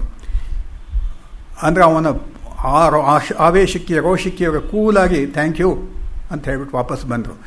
ಆದರೆ ಇದರಲ್ಲಿ ಆ ಪೇಂಟರ್ನ ಮನೋಧರ್ಮ ನಮಗೆ ಸ್ಪಷ್ಟವಾಗಿ ಕಾಣುತ್ತೆ. ಕರ್ಮವೀರ ಪತ್ರಿಕೆಯ ಒಂದು ಪ್ರತಿನಿಧಿಗಳಾಗಿದ್ದಂಥ ದಿವಾಕರ್ ಅವರ ಒಂದು ದೃಢ ನಿಲುವು ಕೂಡ ಗೊತ್ತಾಗತ್ತೆ. ಈ ಒಂದು ಇದು ಮುಗಿದ ಮೇಲೆ ಇನ್ನು ಕೆಲವೇ ದಿವಸಗಳಲ್ಲಿ ದಿವಾಕರನ್ನು ಬಂಧಿಸ್ತಾರೆ, ನಿರ್ದೋಷಿ ಅಂತ ಕೂಡ ಬಿಡುಗಡೆ ಮಾಡ್ತಾರೆ. 4 ತಿಂಗಳ ಕಾಲ ವಿಚಾರಾಧೀನ ಖೈದಿಯಾಗಿರ್ತಾರೆ. ಆ ಸಮಯದಲ್ಲಿ ಪತ್ರಿಕೆಯನ್ನು ನಡೆಸ್ತಾ ಇದ್ದಂಥವ್ರು, ಹೆಸರಿಗೆ ದಿವಾಕರ್ ಅವರೇ ಸಂಪಾದಕರಾಗಿದ್ದರೂ ಕೂಡ ಲೇಖನಗಳು ಬರೀತಾ ಇದ್ದಂಥವ್ರು ಆಲೂರು ವೆಂಕಟರಾಯರು, ಶಂಭಾ ಜೋಶಿ ಮುಂತಾದವರು. ಆಲೂರು ವೆಂಕಟರಾಯರಂತೂ ಬಹಳ ಉಗ್ರವಾದಂಥ ಲೇಖನಿ. ಅವರ ಲೇಖನಿಯ ಒಂದೊಂದು ಸಾಲು ಕೂಡ ಬೆಂಕಿನ ಉಗುಳ್ತಾ ಇತ್ತು. ಆ ರೀತಿ ಬರೆಯಬಲ್ಲಂಥ ಲೇಖನಿ ಅವರದಾಗಿತ್ತು. ಅವರು ಈ ಒಂದು ದುರಾಡಳಿತವನ್ನು ನೋಡಿ, ಪೇಂಟರ್ನ ದುಷ್ಟತನವನ್ನು, ದೌರ್ಜನ್ಯವನ್ನು ನೋಡಿ ಒಂದು ಲೇಖನ ಬರೀತಾರೆ. ಅದಕ್ಕೆ ಅವರು ಕೊಟ್ಟಂಥ ಹೆಸರು ಇವತ್ತಿಗೂ ಕೂಡ ಬಹಳ ವಿಶೇಷವಾಗಿ ಕಾಣುತ್ತೆ. ಭೂರಕ್ಕಸಾಯ ಸ್ವಾಹ. ಬ್ಯೂರೋಕ್ರಾಟ್ಸ್ ಅನ್ನೋದಕ್ಕೆ ಭೂರಕ್ಕಸ ಅನ್ನತಕ್ಕಂಥ ಒಂದು ಪದ ಉಪಯೋಗ ಮಾಡಿ ಭೂರಕ್ಕಸಾಯ ಸ್ವಾಹ. ಆ ಒಂದು ಬಹಳ ಇಂಟ್ರೆಸ್ಟಿಂಗ್ ಆಗಿರೋದ್ರಿಂದ ನಾನೊಂದು ಆ ಭೂರಕ್ಕಸಾಯ ಸ್ವಾಹದ ಒಂದು ಪ್ಯಾರಾ ಮಾತ್ರ ನಾನು ಓದ್ತೀನಿ. ಇದನ್ನು ಬರೆದಂಥವರು ಆಲೂರು ವೆಂಕಟರಾಯರು. ಬ್ಯೂರಾಕ್ರಸಿಯ ರಾಜ್ಯವೆಂದರೆ ಭೂರಕ್ಕಸರ ರಾಜ್ಯವೆಂದು ಮಹಾಮುತ್ಸುದ್ದಿಗಳ ಅಭಿಮತ. ಇಂಥ ಪೇಂಟರ ಸಾಹೇಬನು 3 ತಿಂಗಳ ಹಿಂದೆ ಇಲ್ಲಿ ಹೊತ್ತಿಸಿದ ನರಮೇಧ ಯಜ್ಞದಲ್ಲಿ ಯಮಾಯ ಸ್ವಾಹ, ಯಮದೂತಾಯ ಸ್ವಾಹ, ಪಾಪಾಯ ಸ್ವಾಹ, ಪಾಪಪುರುಷಾಯ ಸ್ವಾಹ ಎಂಬ 3 ಆಹುತಿಗಳನ್ನು ಧಾರವಾಡ ನಾಗರಿಕರು ಅರ್ಪಿಸಿದರು. ಪೊಲೀಸರ ತೋಳ್ ತಿಂಡಿ ತುರ್ತಿಗೆ ತೀರಿತು. ಪೇಂಟರ್ ಸಾಹೇಬನ ನೆತ್ತರ ನೀರಡಿಕೆ ನೆಟ್ಟಗೆ ನೆನೆಯಿತು. ಈ ಪಾಪಮಯ ಯಜ್ಞದ ದುರ್ಗಂಧ ಧಾರವಾಡದಲ್ಲೆಲ್ಲ ಇಡುಗಿತ್ತು. ಈ ವಚನ ಭ್ರಷ್ಟ, ಬುದ್ಧಿಭ್ರಷ್ಟ, ನೀತಿಭ್ರಷ್ಟ, ಲಜ್ಜಾಭ್ರಷ್ಟ ಸರ್ಕಾರ ರಾಜ್ಯಭ್ರಷ್ಟವಾಗುವ ಕಾಲ ಸನ್ನಿಹಿತವಾಗಿದೆ ಎಂಬುದನ್ನು ಸ್ಪಷ್ಟ ಸೂಚಿಸುತ್ತದೆ. ಇಂಥ ಒಂದು ಗಂಡು ಭಾಷೆ ಆಲೂರು ವೆಂಕಟರಾಯರದು ಅವರು ಬರೆದರು. ಆದರೆ ಇಲ್ಲೇನಾಯಿತು, ಇವಾಗ ದಿವಾಕರ್ ಅವರು ಪೇಂಟರ್ ಮತ್ತು ಸರ್ಕಾರದ ಕಣ್ಣಿಗೆ ಬಿದ್ದಂಥ ಒಂದು ಅವರ ಶತ್ರು, ಅವರ ಪಾಲಿನ ಶತ್ರು. ಹೀಗಾಗಿ ಎಲ್ಲವನ್ನೂ ಕೂಡ ಯಾವುದೇ ಒಂದು ಸಂದರ್ಭ ಸಿಕ್ಕಿದ್ರೂ ಕೂಡ ಅದನ್ನ ಬಳಸ್ಕೊಂಡು ದಿವಾಕರ್ ಅವರನ್ನು ಬಂಧನದಲ್ಲಿ ಹಾಕಬೇಕು, ಶಿಕ್ಷಿಸಬೇಕು ಅನ್ನತಕ್ಕಂಥದ್ದು ಪೇಂಟರ್ನ ಗುರಿಯಾಗಿತ್ತು. ಈ ಭೂರಕ್ಕಸಾಯ ಸ್ವಾಹ ಬಂದಾಗ ಇದು 1921ನೇ ಇಸ್ವಿ ಅಕ್ಟೋಬರ್ 14ನೇ ತಾರೀಕಿನ ಪತ್ರಿಕೆಯಲ್ಲಿ ಬಂತು. ಅವ್ರನ್ನ ಕರೆಸ್ಕೊಂಡು ದಿವಾಕರ್ ಅವರ ಮೇಲೆ ಒಂದು ಕೇಸ್ ಮಾಡಿದ್ರು. ದಿವಾಕರ್ ಹೇಳಿದ್ರು, ನಾನು ಬರೆದಿಲ್ಲ ಇದನ್ನು. ಆದರೆ ಅವರು, ಅಲ್ಲ, ನೀವೇ ಇದರ ಸಂಪಾದಕರು, ಈ ಪತ್ರಿಕೆಯ ಸಂಪಾದಕರು, ನೀವೇ ಇದನ್ನು ನಡೆಸ್ತಾ ಇರತಕ್ಕಂಥದ್ದು ಅಂತ. ಹೀಗಾಗಿ ಇವರ ಮೇಲೆ ಆರೋಪಗಳು ಶುರುವಾಯಿತು. ಕೊನೆಗೆ ಬಂಧನವೂ ಆಯಿತು. 22ನೇ ತಾರೀಕು ಜನವರಿ 6ರಂದು ಬಂಧನ ಆಯಿತು. 23 ಜನವರಿ 1 ವರ್ಷದ ನಂತರ ಬಿಡುಗಡೆ ಆಯಿತು. ಜೈಲಿನಲ್ಲಿ, ಯರವಡ ಜೈಲಿನಲ್ಲಿ ಗಾಂಧೀಜಿಯವರಿದ್ದಂಥ ಒಂದು ಜೈಲದು. ಅದೇ ಸಂದರ್ಭದಲ್ಲಿ ಇವರು ಕೂಡ ಅಲ್ಲಿ ಗಾಂಧೀಜಿಯವರಿದ್ದಂಥ ಕೋಣೆಯ ಪಕ್ಕದ ಕೋಣೆಯಲ್ಲೇ ಕೂಡ ಇಲ್ಲಿರ್ತಾ ಇದ್ರು. ಆದರೆ ಜೈಲು ಆಗಿನ ದಿನಗಳಲ್ಲಿ ಎಂಥ ಒಂದು ಒಳ್ಳೆಯ ಕೆಲಸ ಮಾಡ್ತು ಅಂತಂದರೆ, ಲೋಕಮಾನ್ಯ ತಿಲಕರಿಂದ ಗೀತಾ ರಹಸ್ಯವನ್ನು ಬರೆಯೋದಕ್ಕೊಂದು ಜಾಗ ಆಯಿತು ಮಾಂಡ್ಲೆ ಜೈಲ. ಹಾಗೆ ನಮ್ಮ ದಿವಾಕರ್ ಅವರು ಯಾವಾಗ ಜೈಲುಗಳಿಗೂ ಹೋದರೋ ಆವಾಗ ಏನಾದರೂ ಒಂದು ಬರೆದು ಒಂದು ಪುಸ್ತಕವನ್ನು ಪ್ರಕಟಿಸ್ತಾಯಿದ್ರು, ಹೊರತರ್ತಾಯಿದ್ರು. ಆಗಿನ ಕಾಲದಲ್ಲಿ ಜೈಲಿನಲ್ಲಿ ಉಪನಿಷತ್ತುಗಳ ಮೇಲೆ ಒಂದು ಪುಸ್ತಕವನ್ನು ಬರೆದರು. ಅದಕ್ಕೆ ಸಮಾಧಾನ ಆಗದೆ ಉಪನಿಷತ್ ಕಥಾವಳಿ ಅಂಥೇಳಿ ಒಂದು 20 ಉಪನಿಷತ್ ಕಥೆಗಳನ್ನ ಸೇರಿಸಿ ಇನ್ನೊಂದು ಪುಸ್ತಕವನ್ನು ಬರೆದರು. ಹೀಗೆ ಗಾಂಧೀಜಿಯವರ ಜೊತೆಯಲ್ಲೂ ಕೂಡ ಅವರ ಅನುಸಂಧಾನ ನಡೀತಾನೆ ಇತ್ತು. ಈ ಸರ್ತಿ ಬಿಡುಗಡೆ ಆದಮೇಲೆ ಕರ್ಮವೀರದ ಸಂಪೂರ್ಣ ಜವಾಬ್ದಾರಿ ತೆಗೆದುಕೊಂಡರು. ಇದಾದ ಕೆಲವೇ ದಿವಸದಲ್ಲಿ ಮತ್ತೆ ಕರ್ಮವೀರದ ಮೇಲೆ ಒಂದು ಗೃದ್ರ ದೃಷ್ಟಿ ಬಿತ್ತು ಪೇಂಟರ್ಂದು. ಅದಕ್ಕೆ ಕಾರಣ ಅಂದರೆ ಕರ್ಮವೀರ ಮುದ್ರಣ ಆಗ್ತಾ ಇರೋಂಥ ಪ್ರೆಸ್ನಲ್ಲಿ ದೇಶಿ ದುಮ್ದುಮೆ ಅನ್ನತಕ್ಕಂಥ ಒಂದು ಲಾವಣಿ ಪ್ರಕಟ ಆಯಿತು. ಶ್ರೀಧರ್ ಕಾನೋಳ್ಕರ್ ಅನ್ನತಕ್ಕಂಥ ಒಬ್ಬ ಕವಿ. ಆತ ಅನೇಕ ದೇಶಭಕ್ತಿ ಗೀತೆಗಳನ್ನು ಮತ್ತು ಪ್ರಚೋದನಕಾರಿ ಗೀತೆಗಳನ್ನು ಬರೆದಂಥವರು, ಪ್ರೇರಣಾತ್ಮಕವಾದಂಥ ಗೀತೆಗಳನ್ನು ಅವರು ಬರೆದಂಥ ಈ ಒಂದು ದೇಶಿ ದುಂದುಮೆ ಅನ್ನತಕ್ಕಂಥ ಲಾವಣಿ ಅದು ಜನಪ್ರಿಯವಾಗಿ ಹೋಯಿತು. ಅದು ಪ್ರಿಂಟ್ ಆಗಿದ್ದು ಕರ್ಮವೀರ ಮುದ್ರಣಾಲಯದಲ್ಲಿ. ಮತ್ತೆ ಬಂತು ನಮ್ಮ ಇವರಿಗೆ, ದಿವಾಕರ್ ಅವರಿಗೆ ಕೂತು ಅವರ ಮೇಲೆ ಮತ್ತೆ ಆರೋಪಗಳು. ಕೊನೆಗೆ 2 ವರ್ಷ ಕಠಿಣ ಶಿಕ್ಷೆ.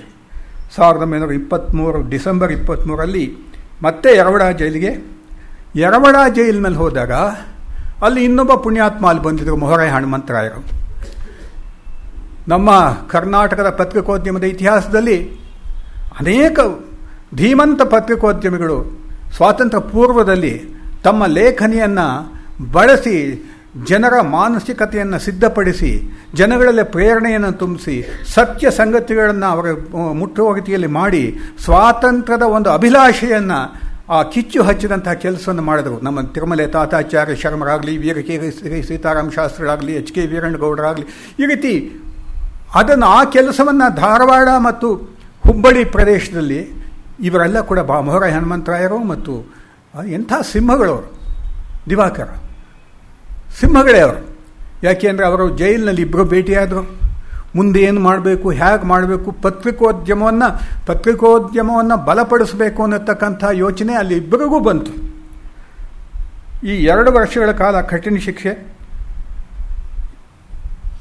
ಒಂದು ಟ್ರಸ್ಟ್ ಸ್ಥಾಪನೆ ಮಾಡೋಣ, ಟ್ರಸ್ಟ್ ಸ್ಥಾಪನೆ ಮಾಡಿ ಸುಭದ್ರ ಸ್ಥಿತಿಯಲ್ಲಿ, ಆರ್ಥಿಕವಾಗಿ ಸುಭದ್ರವಾಗಿರತಕ್ಕಂಥ ರೀತಿಯಲ್ಲಿ ಪತ್ರಿಕೆಗಳನ್ನು ನಡೆಸೋಣ ಅನ್ನುವಂಥ ಒಂದು ಉದ್ದೇಶವನ್ನು ಇಟ್ಕೊಂಡು ಇಬ್ಬರೂ ಕೂಡ ಒಂದು ಯೋಜನೆ ಮಾಡ್ತಾರೆ. ಲೋಕ ಶಿಕ್ಷಣ ಟ್ರಸ್ಟ್ ಅಂತ ಯಾವುದಕ್ಕೆ ಸಂಯುಕ್ತ ಕರ್ನಾಟಕ ಕರ್ಮವೀರ ಕಸ್ತೂರಿಗಳನ್ನು ಪಬ್ಲಿಷ್ ಮಾಡ್ತಾ ಇದೆ. ಅದರ ಒಂದು ಬೀಜಾರೋಪಣ ಯರವಡ ಜೈಲಿನಲ್ಲಿ ಮೊಹರೈ ಹನುಮಂತರಾಯರು ಮತ್ತು ದಿವಾಕರ್ ಅವರು ಯೋಚನೆ ಮಾಡುವಾಗ ಬೀಜಾರೋಪಣ ಆಯಿತು. 1924 ಡಿಸೆಂಬರ್ ಬೆಳಗಾವಿನಲ್ಲಿ ಕಾಂಗ್ರೆಸ್ ಅಧಿವೇಶನ. ಕಾಂಗ್ರೆಸ್ ಅಧಿವೇಶನದಲ್ಲಿ ಮಹಾತ್ಮ ಗಾಂಧೀಜಿಯವರು ಮೊದಲನೇ ಸಲ ಮತ್ತು ಕೊನೆಯ ಸಲ ಕಾಂಗ್ರೆಸ್ ಅಧ್ಯಕ್ಷರಾಗಿ ಇದ್ದಂಥ ದೇಶಪಾಂಡೆ ಗಂಗಾಧರರಾಯರ ನೇತೃತ್ವದಲ್ಲಿ ನಡೆದಂಥ ಕಾಂಗ್ರೆಸ್ ಅಧಿವೇಶನ ಐತಿಹಾಸಿಕವಾಗಿದ್ದು ಈ ಕಾರಣಕ್ಕೂ ಕೂಡ. ಆದರೆ ಮೊಹರೈಯವರಾಗಲಿ ದಿವಾಕರ್ ಆಗಲಿ ಅದರಲ್ಲಿ ಭಾಗವಹಿಸೋಕ್ಕೆ ಸಾಧ್ಯ ಆಗಲಿಲ್ಲ. ಇಬ್ಬರು ಕೂಡ ಜೈಲಿನಲ್ಲಿದ್ದರು. ಆಮೇಲೆ ಅವರಿಬ್ಬರ ಬಿಡುಗಡೆ ಆಯಿತು. ಈ ಸಂದರ್ಭದಲ್ಲಿ ಕಾಂಗ್ರೆಸ್ನಲ್ಲಿ ಒಂದು ರೀತಿಯ ಕವಲುದಾರಿ ಕಂಡು ಬಂತು. ಕಾಂಗ್ರೆಸ್ನಲ್ಲಿ ಮೋತಿಲಾಲ್ ನೆಹರು, ಚಿತ್ತರಂಜನ್ ದಾಸ್ ಇವರೆಲ್ಲ ಸಂವೈಧಾನಿಕವಾಗಿ ಯೋಚನೆ ಮಾಡೋಕ್ಕೆ ಶುರು ಮಾಡಿದ್ರು. ಸರ್ಕಾರ ಆವಾಗ ಕೌನ್ಸಿಲ್ಗೆ ಮೌಂಟ್ ಅಂಡ್ ಫರ್ಡ್ ಒಂದು ಸಂವಿಧಾನ ತಯಾರಾಗಿ ಸರ್ಕಾರ ಒಂದು ಕೌನ್ಸಿಲ್ ಚುನಾವಣೆ ನಡೆಸಬೇಕು ಅನ್ನೋಂಥ ಒಂದು ನಿರ್ಧಾರಕ್ಕೆ ಬರುತ್ತೆ. ಆಗ ಈ ಕೌನ್ಸಿಲ್ನಲ್ಲಿ ನಾವು ಪ್ರವೇಶ ಮಾಡಿ ನಮ್ಮ ವಿಚಾರಗಳನ್ನು ಪ್ರತಿಪಾದಿಸಬೇಕು ಅನ್ನತಕ್ಕಂಥ ಒಂದು ಯೋಚನೆಯಿಂದ ಮೋತಿಲಾಲ್ ನೆಹರು ಮತ್ತು ಇವರು ಚಿತ್ತರಂಜನ್ ದಾಸ್ ಇಂಥ ಬಹಳ ಜನ ಅದಕ್ಕೆ ಒಲವು ತೋರಿಸ್ತಾರೆ. ಆದರೆ ದಿವಾಕರ್, ಮೊಹರೈ ಹನುಮಂತರಾವ್ ಇತ್ಯಾದಿ ಇವರೆಲ್ಲ ಕೂಡ, ರಾಜಗೋಪಾಲಾಚಾರಿ, ಸರೋಜಿನಿ ನಾಯ್ಡು ಇದನ್ನೆಲ್ಲ ಕೂಡ ವಿರೋಧಿಸ್ತಾರೆ. ಕರ್ಮವೀರ ಸ್ಪಷ್ಟವಾದಂಥ ಶಬ್ದಗಳಲ್ಲಿ, ಕರ್ಮವೀರ ಅಂದರೆ ದಿವಾಕರ್ ಅವರ ಒಂದು ಆಲೋಚನೆಗಳಿದ್ದಂಥ ಸ್ಪಷ್ಟವಾದಂಥ ಒಂದು ರೀತಿಯಲ್ಲಿ ಈ ಒಂದು ಸಂದರ್ಭದಲ್ಲಿ ಈ ಕೌನ್ಸಿಲ್ಗೆ ಹೋಗುವಂಥದ್ದನ್ನು ನಾವು ಒಪ್ಪೋದಿಲ್ಲ, ನಾವು ಹೋರಾಟನ ಮುಂದುವರಿಸಬೇಕು, ಜನಜಾಗೃತಿಯನ್ನು, ಜನಗಳನ್ನು ಎಬ್ಬಿಸಬೇಕು, ಜನಗಳನ್ನು ಈ ನಿಟ್ಟಿನಲ್ಲಿ ರೂಪಿಸಬೇಕು ಅನ್ನತಕ್ಕಂಥ ಒಂದು ನಿರ್ಧಾರಕ್ಕೆ ಅವ್ರು ಬರ್ತಾರೆ. ಹೀಗೆ ಗಾಂಧೀಜಿಯವರು ಏನು ಮಾಡ್ತಾರೆ, ಸ್ವರಾಜ್ಯ ಪಕ್ಷ ಆಮೇಲೆ ಇವರೆಲ್ಲ ಮೋತಿಲಾಲ್ ನೆಹರು, ಚಿತ್ತರಂಜನ್ ದಾಸ್ ಇವರೆಲ್ಲ ಸೇರಿಕೊಂಡು ಸ್ವರಾಜ್ಯ ಪಕ್ಷ ಅಂತ ಮಾಡ್ಕೊಂಡು ಚುನಾವಣೆಗೆ ನಿಲ್ತೀವಿ ಅಂದಾಗ ಗಾಂಧೀಜಿಯವರ ಅನುಮತಿನೂ ಅದಕ್ಕೆ ಸಿಗುತ್ತೆ. ಆದರೆ ವಿಧಾಯಕ ಕಾರ್ಯಕ್ರಮಗಳನ್ನು ಚೆನ್ನಾಗಿ ಮಾಡಬೇಕು ಅಂತ ಅವರೊಂದು ಅಭಿಪ್ರಾಯನ ಮಂಡಿಸ್ತಾರೆ. ಅಂದರೆ ಹಳ್ಳಿಗಳಲ್ಲಿ ಜಾಗೃತಿ ಮಾಡತಕ್ಕಂಥದ್ದು, ವಿಧಾಯಕ ಕಾರ್ಯಕ್ರಮಗಳು, ನೂಲುವಂಥದ್ದು, ಚರಕ ಇದೆಲ್ಲ. ಅದಕ್ಕೆ ನಮ್ಮ ದಿವಾಕರ್ ಹಾಗೂ ಕರ್ಮವೀರದ ಗುಂಪು ಇವೆಲ್ಲ ಕೂಡ ಅದಕ್ಕೆ ಸಪೋರ್ಟ್ ಮಾಡುತ್ತೆ. ಹೀಗೆ ಆ ಕಾರ್ಯಕ್ರಮಗಳು ಮುಂದುವರ್ಕೊಂಡ್ಬರುತ್ತೆ. ಇದೇ ಸಂದರ್ಭದಲ್ಲಿ ಕರ್ನಾಟಕ ಏಕೀಕರಣದ ಒಂದು ವಿಚಾರ ಕೂಡ ಮುಂದಕ್ಕೆ ಬರುತ್ತೆ. ಹರಿದು ಹಂಚಿ ಹೋಗಿತ್ತು ಕರ್ನಾಟಕದ ಬೇರೆ ಬೇರೆ ಭಾಗಗಳು. ಕನ್ನಡ ಮಾತನಾಡುವಂಥವ್ರ ಜನ ಒಂದೇ ಒಂದು ರಾಜ್ಯ ಅನ್ನಿಸ್ಕೊಂಡಿರಲಿಲ್ಲ. ಬೇರೆ ಬೇರೆ ಮೂಲೆಗಳಲ್ಲಿದ್ವು. ಒಂದು ಕಡೆ ಹೈದರಾಬಾದ್ ಕರ್ನಾಟಕ, ಒಂದು ಕಡೆ ಕೊಡಗು, ಮತ್ತೊಂದು ಕಡೆ ಹಳೆ ಮೈಸೂರು, ಇನ್ನೊಂದು ಕಡೆ ಮದ್ರಾಸ್ ಪ್ರಾಂತಕ್ಕೆ ಸೇರಿದಂಥ ಪ್ರದೇಶಗಳು. ಇದನ್ನೆಲ್ಲ ಒಂದು ಕಡೆ ತರಬೇಕು. ಇದಕ್ಕೆ ಸ್ಫೂರ್ತಿ ಆಲೂರು ವೆಂಕಟರಾಯರಿಂದ ಶುರುವಾಯ್ತಿದ್ದು. ಒಂದು ಸರ್ತಿ ಆನೆಗೊಂದಿಗೆ ಹೋಗ್ತಾರೆ ಆಲೂರು ವೆಂಕಟರಾಯರು. ಆನೆಗೊಂದಿ ಪ್ರದೇಶದಲ್ಲಿ ನಿಂತ್ಕೊಂಡು ನೋಡ್ತಾ ಇರ್ತಾರೆ. ಬಹಳ ಭಾವುಕರಾಗ್ಬಿಡ್ತಾರೆ. ಭಾವೋನ್ಮತ್ತತೆಗೆ ಹೋಗಿ ಮುಟ್ಬಿಡ್ತಾರೆ. ಎಂಥ ಒಂದು ವಿಜಯನಗರ ಸಾಮ್ರಾಜ್ಯ, ಎಷ್ಟು ವೈಭವದಿಂದ ಕೂಡಿತ್ತು. ಇದನ್ನೆಲ್ಲ ನೋಡ್ತಾ ಇದ್ದಾಗಲೇ ಅವರಲ್ಲಿ ಅದೊಂದು ಸ್ಫೂರ್ತಿಯ ಕ್ಷಣ, ಪ್ರೇರಣೆಯ ಕ್ಷಣ. ಅದರ ಪರಿಣಾಮವಾಗಿ ಗತವೈಭವ ಅನ್ನತಕ್ಕಂಥ ಒಂದು ಪುಸ್ತಕವನ್ನು ರಚಿಸ್ತಾರೆ. ಅದು ಮುಂದಿನ ಈ ಕನ್ನಡ ಚಳವಳಿಗಳಿಗೆ ಯಾವುದು ಆವಾಗ ಏಕೀಕರಣದ ಒಂದು ಚಳವಳಿ ಏನು ನಡೀತು ಅದಕ್ಕೆಲ್ಲ ಪ್ರೇರಣೆ ಕೊಟ್ಟಂಥ ಪುಸ್ತಕ. ಶಿಲಾಶಾಸನಗಳನ್ನು ತೆಗೆದು ನೋಡಿ ಕದಂಬರು, ರಾಷ್ಟ್ರಕೂಟರು, ಹೊಯ್ಸಳರು ಇವರೆಲ್ಲರೂ ಕೂಡ ಮಾಡಿದಂಥ ಅವರ ಘನವಾದಂಥ ಕೃತ್ಯಗಳನ್ನೆಲ್ಲ ಕೂಡ ನೆನಪು ಮಾಡಿಕೊಂಡು ಈ ರೀತಿ ಇಂಥ ಒಂದು ಹೆಮ್ಮೆಯ ನಮ್ಮ ಕರ್ನಾಟಕ ಈ ರೀತಿ ಛಿದ್ರವಾಗಿರುವ ಸರಿಯೋಗಿಲ್ಲ, ಇಡೀ ಕರ್ನಾಟಕ ಏಕೀಕರಣಗೊಳ್ಳಬೇಕು ಅನ್ನತಕ್ಕಂಥ ವಿಚಾರದ ಅದಕ್ಕೊಂದು ಬಲವಾದಂಥ ಪುಷ್ ಸಿಕ್ಕಿದ್ದು ಈ ಒಂದು ಗತವೈಭವದಿಂದ. ಇದು ನಮ್ಮ ದಿವಾಕರ್ ಅವರ ಮನಸ್ಸಿಗೂ ಕೂಡ ಬಹಳ ಹಿಡಿಸುತ್ತೆ. ಅದರಲ್ಲೂ ಪಾತ್ರ ವಹಿಸೋಕ್ಕೆ ಶುರು ಮಾಡಿದ್ರು. 1933 ಅಕ್ಷಯ ತೃತೀಯ ದಿವಸ ಯಾವಾಗ ಸಂಯುಕ್ತ ಕರ್ನಾಟಕವನ್ನು ಲೋಕ ಶಿಕ್ಷಣ ಟ್ರಸ್ಟ್ ಶುರು ಮಾಡ್ತೋ ಆಗ ಸಂಯುಕ್ತ ಕರ್ನಾಟಕದ ಧ್ಯೇಯವಾಗಿದ್ದೇನೆ ಭಾರತದ ಸ್ವಾತಂತ್ರ್ಯ ಪ್ರಾಪ್ತಿ ಹಾಗೂ ಕರ್ನಾಟಕದ ಏಕೀಕರಣ. ಇವೆರಡನ್ನೂ ಕೂಡ ಗುರಿಯಾಗಿ ಇಟ್ಕೊಂಡು ಅವರು ಕೆಲಸ ಮಾಡೋದಕ್ಕೆ ಶುರು ಮಾಡಿದರು. 1929 ಬಂತು. ಅಷ್ಟೊತ್ತಿಗಾಗಲೇ ದಿವಾಕರ್ ಅವರ ವ್ಯಕ್ತಿತ್ವಕ್ಕೆ ಬಹಳ ಶೋಭೆ ಮೂಡಿತ್ತು. ಅನೇಕ ಜನ ರಾಷ್ಟ್ರೀಯ ನಾಯಕರ ಪರಿಚಯ ಬಹಳ ಚೆನ್ನಾಗಾಗಿತ್ತು. ಧಾರವಾಡದಲ್ಲಿದ್ದಂಥ ಒಬ್ಬ ಸಾಮಾನ್ಯ ವ್ಯಕ್ತಿ ಇವಾಗ ರಾಷ್ಟ್ರಮಟ್ಟದಲ್ಲಿದ್ದಂಥ ನೆಹರೂರಾಗಲಿ, ಸರ್ದಾರ್ ಪಟೇಲ್ರಾಗಲಿ ಇವರೆಲ್ಲರ ಜೊತೆಯಲ್ಲೂ ಕೂಡ ಸಂಪರ್ಕ ಇಟ್ಕೊಂಡು ಅವರು ಗುರುತಿಸೋ ರೀತಿಯಲ್ಲಿ ಬೆಳೆದಿದ್ದರು. 29 ಡಿಸೆಂಬರ್ನಲ್ಲಿ ಲಾಹೋರ್ನಲ್ಲಿ ಕಾಂಗ್ರೆಸ್ ಸೆಷನ್ ನಡೀತು. ಆ ಕಾಂಗ್ರೆಸ್ ಸೆಷನ್ನಲ್ಲಿ ನೆಹರು ಪಂಡಿತ್ ಜವಾಹರ್ಲಾಲ್ ನೆಹರು ಅದರ ಅಧ್ಯಕ್ಷರು ಪೂರ್ಣ ಸ್ವರಾಜ್ಯದ ಘೋಷಣೆಯನ್ನು ಮಾಡಿದರು. ಆ ಒಂದು ಪೂರ್ಣ ಸ್ವರಾಜ್ಯದ ಘೋಷಣೆ ಮಾಡಿದ ಮೇಲೆ ಅದೇ ಸಂದರ್ಭದಲ್ಲಿ ಭಗತ್ ಸಿಂಗ್ ಅವರನ್ನು ನೇಣು ಹಾಕಿದಂಥದ್ದು ಇದೆಲ್ಲ ಆ ಒಂದು ಘಟನಾವಳಿಗಳು ಆವಾಗಲೇ ನಡೆದಿದ್ದು. ಭಗತ್ ಸಿಂಗ್ನವರನ್ನ ಸುಖದೇವ್ ರಾಜ್ಗುರು ಅವರನ್ನ ನೇಣಿಗೆ ಹಾಕಿದ್ದು ಆ ಸಂದರ್ಭದಿಂದ ದೇಶದಲ್ಲಿ ಈ ರೀತಿಯ ಸ್ವಾತಂತ್ರ್ಯದ ಒಂದು ಕಿಚ್ಚು ಮತ್ತಷ್ಟು ಪ್ರಜ್ವಲಿತವಾಗೋದಕ್ಕೆ ಸಾಧ್ಯವಾಯಿತು. ಈ ಒಂದು ಇದಾದ ಮೇಲೆ ಉಪ್ಪಿನ ಸತ್ಯಾಗ್ರಹ ಗಾಂಧೀಜಿಯವರದು. ಉಪ್ಪಿನ ಸತ್ಯಾಗ್ರಹ ಕೂಡ ಜನಜಾಗೃತಿಯನ್ನು ಮೂಡಿಸೋದರಲ್ಲಿ ಈ ರೀತಿಯ ಪಾದಯಾತ್ರೆಗಳು ಇದು ಬಹಳ ಪ್ರಮುಖವಾದಂಥ ಪಾತ್ರವೇನು. ದಂಡಿ ಯಾತ್ರೆ ಆ ಸಮಯದಲ್ಲಿ ಕರ್ನಾಟಕದಲ್ಲಿ ಕರ ನಿರಾಕರಣೆ ಚಳವಳಿ ಶುರುವಾಯಿತು. ಕರ ನಿರಾಕರಣೆ ಚಳವಳಿ ಸುಂದರವಾದಂಥ ಒಂದು ಪುಸ್ತಕವನ್ನು ಕರ ನಿರಾಕರಣೆ ಚಳವಳಿಯ ವೀರಕಥೆ ಅನ್ನತಕ್ಕಂಥ ಒಂದು ಪುಸ್ತಕವನ್ನು ನಮ್ಮ ದಿವಾಕರ್ ಅವರು ರಚಿಸಿದ್ದಾರೆ. ಬಹಳ ಸುಂದರವಾದಂಥ ಪುಸ್ತಕ. ಅನೇಕ ಸ್ನೇಹಿತರ ಸಹಾಯದಿಂದ ಅನೇಕ ವರದಿಗಳನ್ನು ತರಿಸ್ಕೊಂಡು ಈ ಹಾವೇರಿ, ಅಂಕೋಲಾ, ಶಿರಸಿ, ಸಿದ್ದಾಪುರ ಇಂಥ ಕಡೆ ಸಾಮಾನ್ಯ ರೈತರು, ಗೃಹಿಣಿಯರು, ಅದರಲ್ಲೂ ಕೆಲವು ವಿಧವೆಯರು ಯಾವ ರೀತಿಯಲ್ಲಿ ಧೈರ್ಯದಿಂದ ಮುಂದೆ ಬಂದು ಕರ ನಿರಾಕರಣೆ ಚಳವಳಿಯಲ್ಲಿ ಭಾಗವಹಿಸಿದ್ರು, ಎಲ್ಲ ಕಷ್ಟ ನಷ್ಟಗಳು ಕೂಡ ಎದೆ ಕೊಟ್ಟು ನಿಂತುಕೊಂಡ್ರು ಅನ್ನತಕ್ಕಂಥದ್ದನ್ನು ಬಹಳ ಸುಂದರವಾಗಿ ಚಿತ್ರಿಸಿರತಕ್ಕಂಥ, ಸುಂದರವಾಗಿ ಅಂತಂದರೆ ಮನ ಮುಟ್ಟುವ ರೀತಿಯಲ್ಲಿ ಹೃದಯ ವಿದ್ರವಕವಾಗಿ ಚಿತ್ರಿಸಿರತಕ್ಕಂಥ ಪುಸ್ತಕ ಆ ಕರ ನಿರಾಕರಣೆ ಕಥೆ. ಅದನ್ನು ಬರೆದರು. ಆ ಪುಸ್ತಕವನ್ನು ನೋಡಿ ಸರ್ದಾರ್ ವಲ್ಲಭಭಾಯಿ ಪಟೇಲ್ ಅವರಿಗೆ ಬಹಳ ಸಂತೋಷ ಆಗೋಯಿತು. ಯಾಕೆಂದರೆ ಕರ್ನಾಟಕದಲ್ಲಿ ಇಂಥ ಒಂದು ಜಾಗೃತಿ ಮೂಡ್ತಾ ಇದೆಯಲ್ಲ, ಸ್ವಾತಂತ್ರ್ಯದ ಇಚ್ಛೆ, ಸ್ವಾತಂತ್ರ್ಯದ ಒಂದು ದಾಹ ಬೆಳೀತಾ ಇದೆಯಲ್ಲ, ಸಾಮಾನ್ಯ ಜನರು, ಸಾಮಾನ್ಯ ರೈತರು, ಸಾಮಾನ್ಯ ಸ್ತ್ರೀಯರು ಕೂಡ ಇದರಲ್ಲಿ ಈ ರೀತಿಯಲ್ಲಿ ಭಾಗವಹಿಸ್ತಾ ಇದ್ದಾರಲ್ಲ ಅನ್ನತಕ್ಕಂಥ ವಿಚಾರವನ್ನು ಕೇಳಿ ಸರ್ದಾರ್ ವಲ್ಲಭಭಾಯಿ ಪಟೇಲರಂತೂ ಈ ಪುಸ್ತಕ ಪ್ರತಿಯೊಬ್ಬರೂ ಓದಬೇಕು ಅನ್ನತಕ್ಕಂಥ ಒಂದು ಸಂದೇಶವನ್ನು ನೀಡೋದು ನಾವು ನೋಡ್ತೀವಿ.